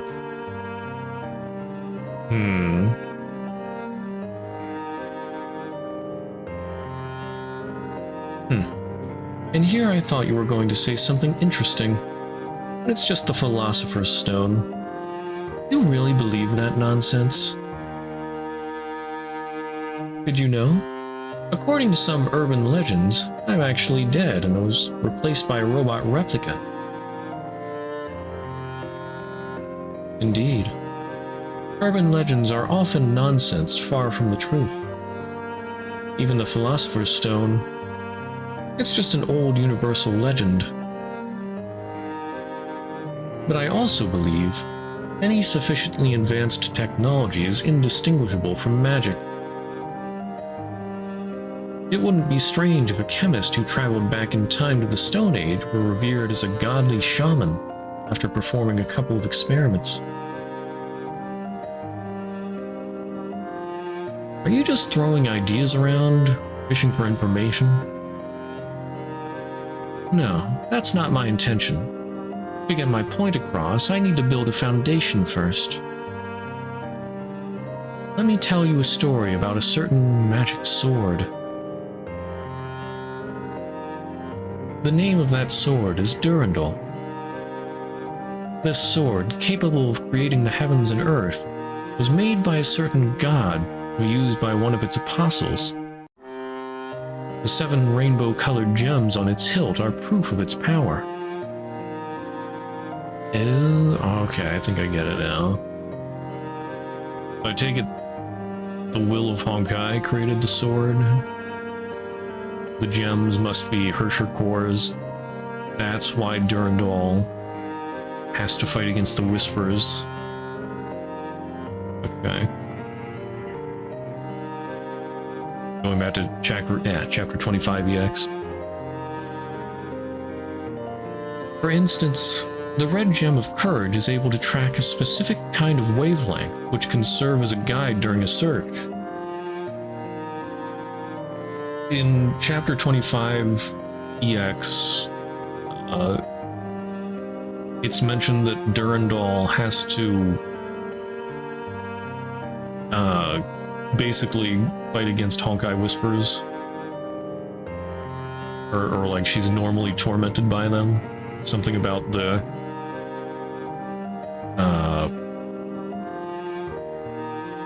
burden of the sword. So, jumping into the future again a little bit there, but now it makes more sense.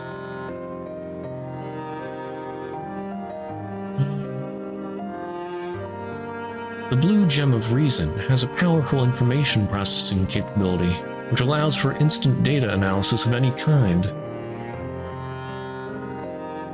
Okay, Whispers. Well,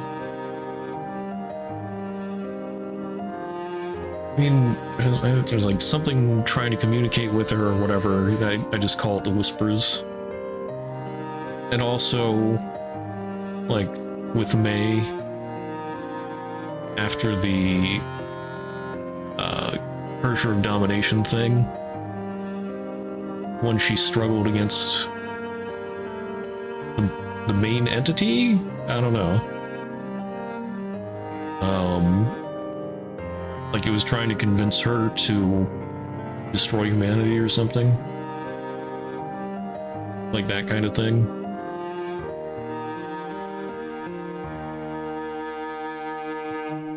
Yeah, Gem of Reason. And the Gem of Reason was mentioned earlier, so they must have the Gem of Reason.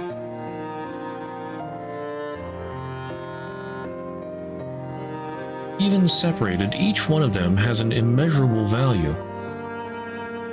Among them, the most useful one is the Gem of Reason, due to its ability to imitate human cognition. I realized this after carefully observing your city. There's nothing special about its combustion engines and vacuum tubes. And yet the robots can perform police, guide, and household work.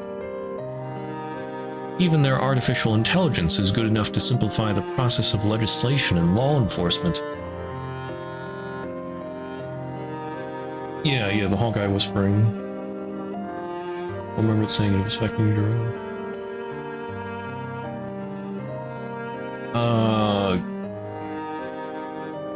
I'm not sure exactly what it said, but it was something about the burden of the sword. And having to, or being able to pass the burden of the sword for a bit, and was that when,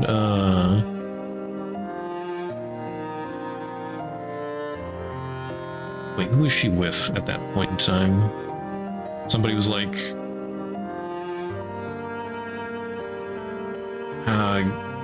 not wanting to take the burden, or I don't know. And I think they mentioned something about like whispers or something like that at that time, at that point in time.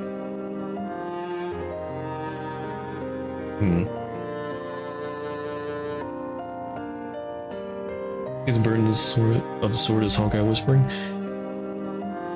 That's what it seems like. I mean, that's just my own conclusion at this point.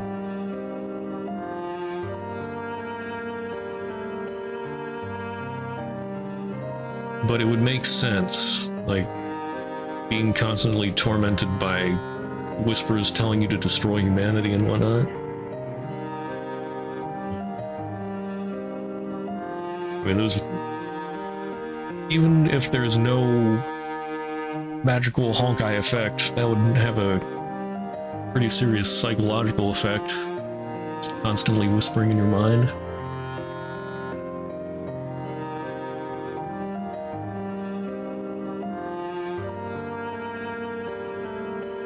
And like, why that would make sense for why Durandal has to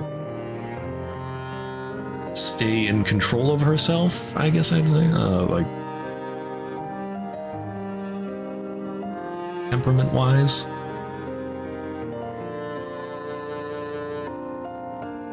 Anyway.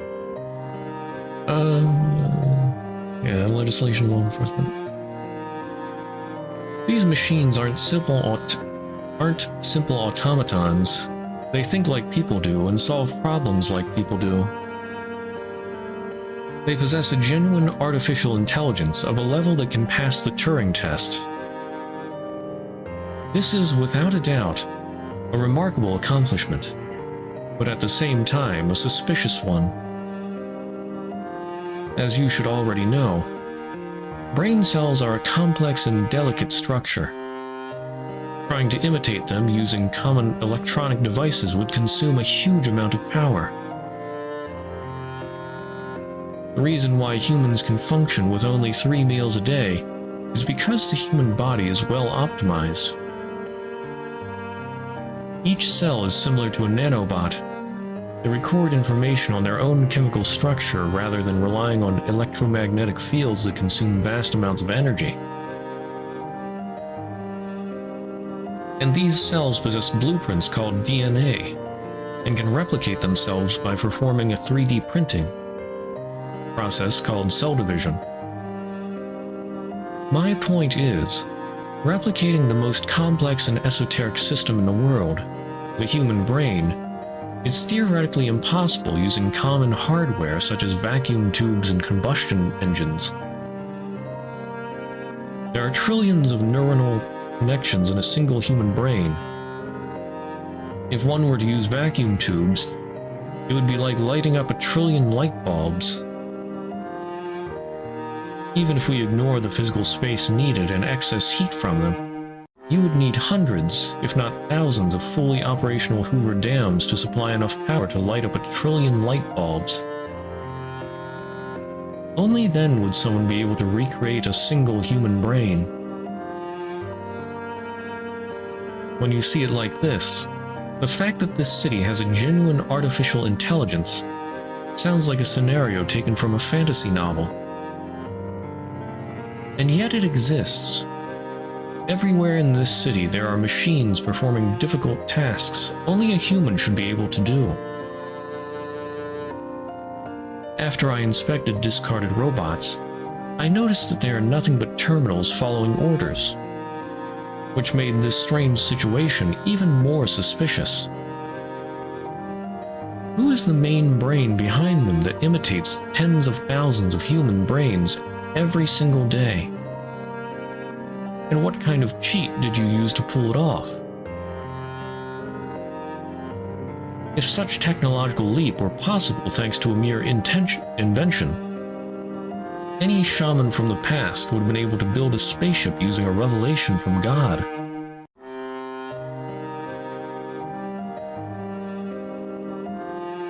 You're free to mock us, but let me tell you I don't believe the development in my city has been unethical or immoral. Yes, I understand how you feel. I used to feel the same way when I worked at a certain institution. That's why I have to tell you clearly what vulnerabilities the technology you borrowed has.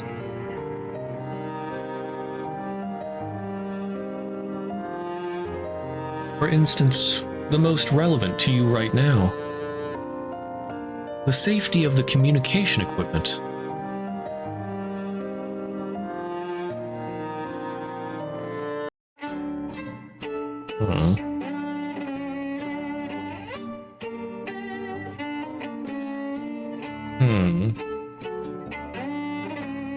Bishop to d6. Queen to a1. Check. If you want to take it back, now's... Wait, if you want to take it back now, this is the time. Okay. Or else say goodbye to your rooks. Like I told you, talking during chess will only distract yourself. Besides, I never take back my moves. King to e2. So stubborn. Bishop to g1. Pawn to e5. Knight to a6. Knight to g7. Check. King to d8. You should just admit defeat already. Queen to f6. Check. Oh my. Making a break for it? Stop talking and make your next move. This match is over. What did she mean by that? Is it a trap? Knight to f6. Bishop to e7. Checkmate.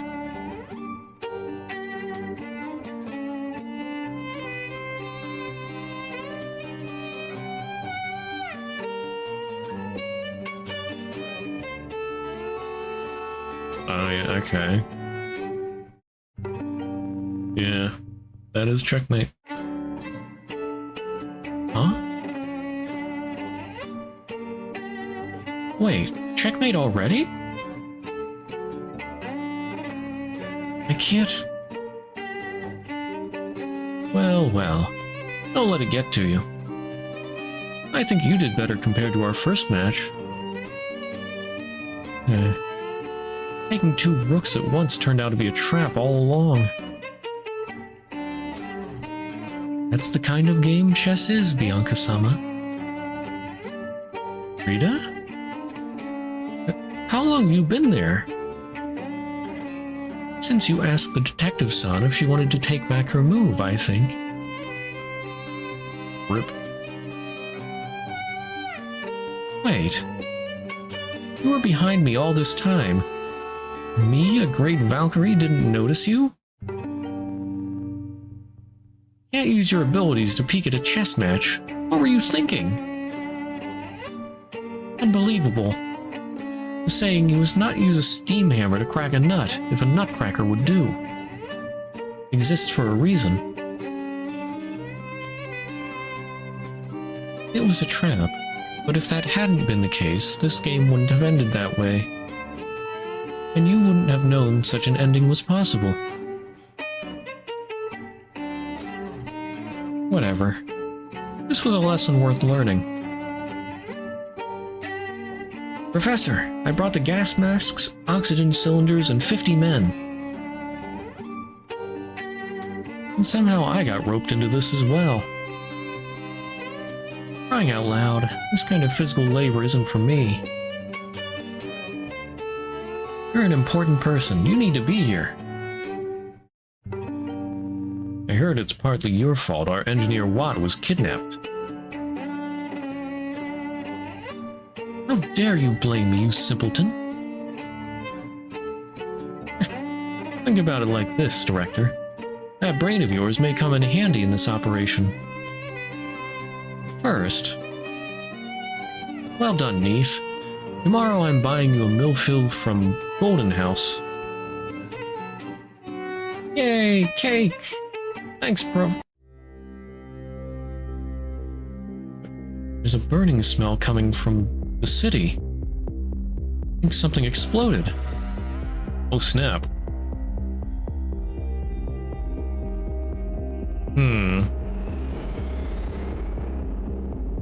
Shakespeare's crew.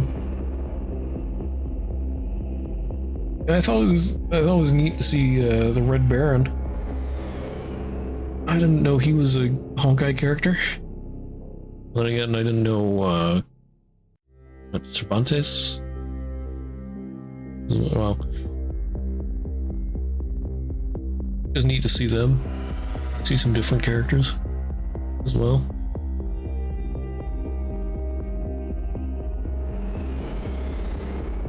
Look, over there, there's smoke! Smoke!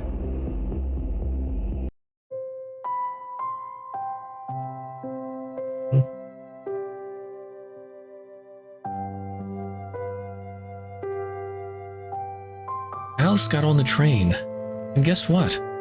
All passengers and crew members suddenly disappeared. Alice was very worried. Who was going to drive this high-speed train if the conductor was gone?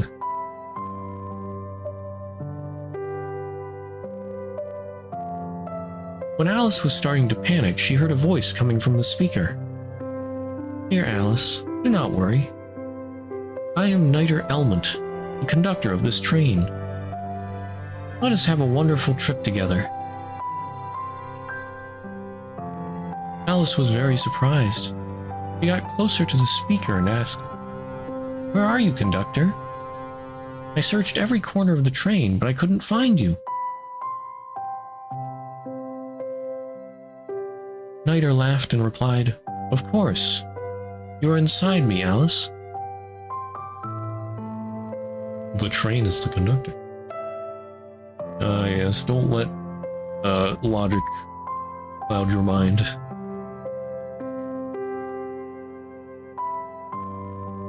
Alice was even more surprised. Are you the train itself? The voice from the speaker told her, yes. As you know, this world is in a constant state of change. When two mirror images converge, every aspect of the world changes.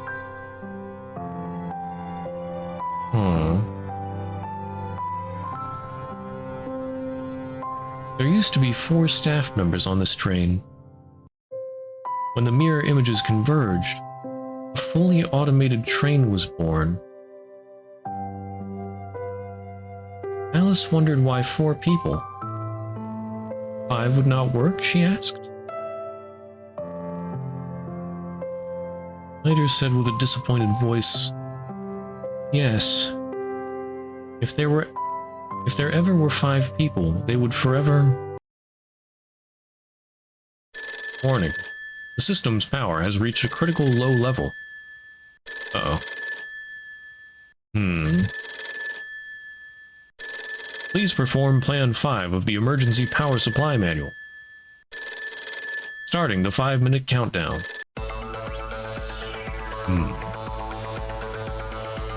What if there were 5?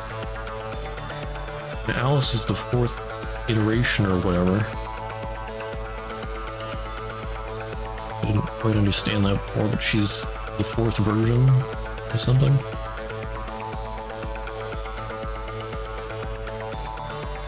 What's happening? There's a problem with the power supply. Plan 5 is implemented. Not only the base, but also this interface. My body will shut down. Did something happen at the power plant? Give me a moment. I'm running a diagnostic. No, there are no issues with the power supply, but the energy consumption is increasing exponentially.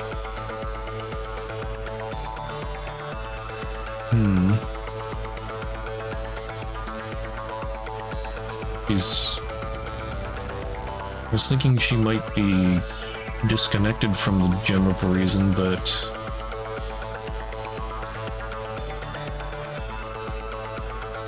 if Shakespeare and Schrodinger attacked, they might have mobilized more robots, which would take more energy. Well, no, but the power supply. Is the gem the power supply? Or is something else the power supply, and it's just they're taking more energy from the power supply, even though it's not... Yeah, it's not connected to the gem.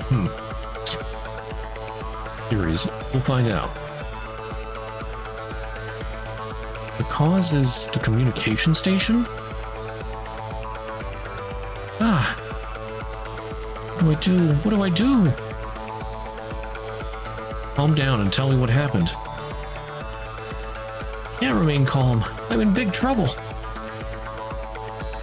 My fault. It's all my fault.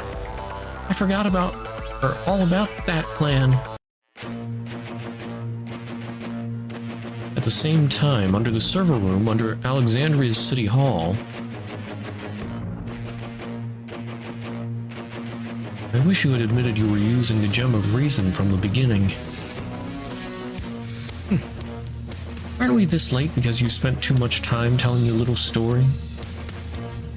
I wish you would have pointed out the vulnerabilities in our robot system in a less roundabout way. The President, had I done that, you would have called me a hacker and apprehended me. Because I know too much, even though I came from beyond the abyss. Anyway, I'm starting. Your security system is too bare bones. This might sound wrong, but it's like it's naked. It's me. Yes, I'm in the server room. Calm down. What happened? What? Robots are out of control. Idiot, calm down and explain it clearly.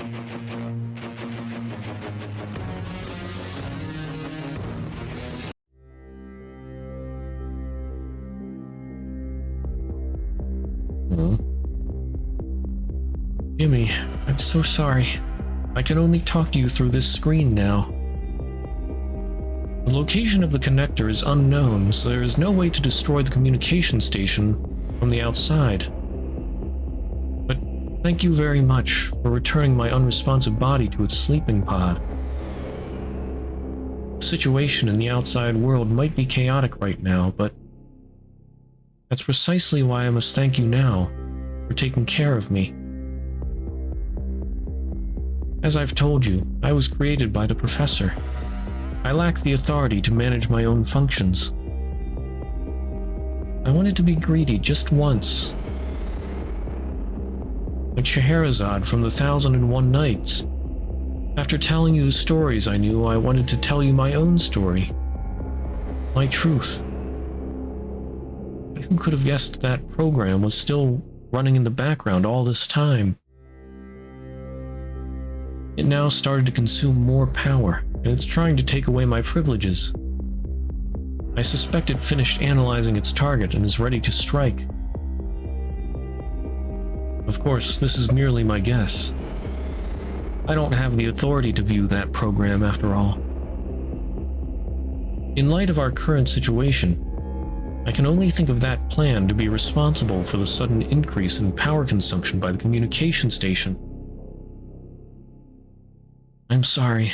It took me too long to tell you the truth. Now the situation has gotten out of hand.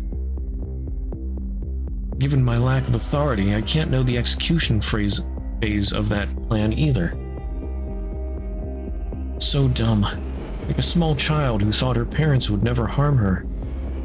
I believed in something that wasn't real. The truth is, everything is going as planned. Even if I'm abandoned, the plan would proceed smoothly. Without my knowledge, the communication station was strengthened so that it couldn't be harmed by ordinary people. Don't try to comfort me. It's all my fault. I wanted to let myself get lost in that wonderful moment. To forget the most important and terrifying truth about me. My original purpose is to become a weapon in information warfare. Hmm.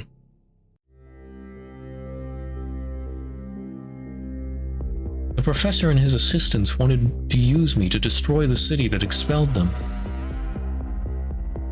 They wanted to decode and hijack the city's communication system wirelessly to destroy them with the robots they're so proud of.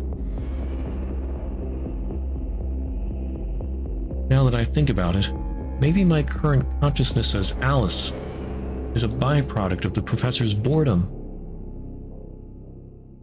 To them, this Alice personality must have been nothing but a decoration to the Alice interface, as if they were playing with a doll. Because I am completely unnecessary for what I was truly made for. I wonder if all humans use their own children this way, Jimmy.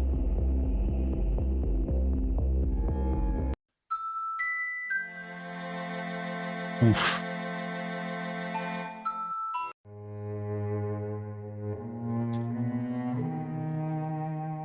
Oh.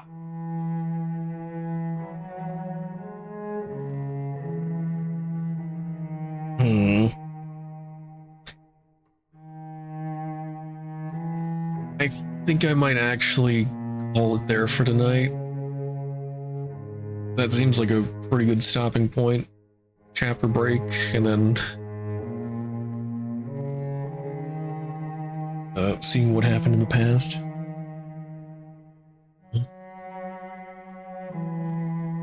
So then I will plan on continuing this next Monday.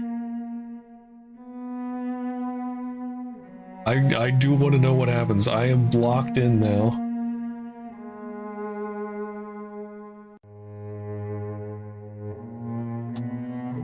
A bit of a slow start, but then it started ramping up pretty quickly. Good stuff.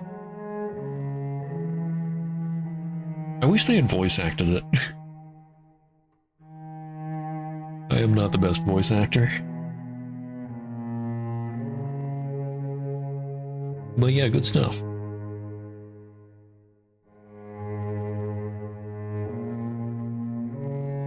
Okay, so yeah, that's gonna be it for today. Tomorrow should be more Path of Exile and chill. Like I said, we'll continue this next Monday. I don't know. I've heard that this VN can take some people like 7 hours, some people will take like 10 hours. I don't know. So, may or may not finish it next week. I don't know how far we are into it, but yeah, definitely glad I came back to read this.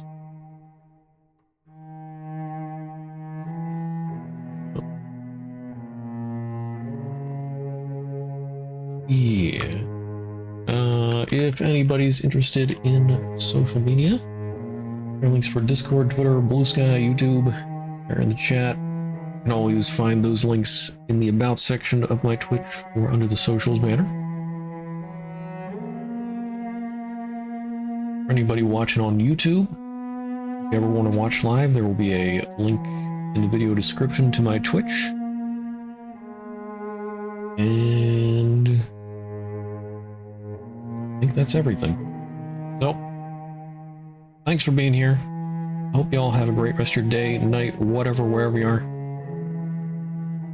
I'll see you around. Bye-bye.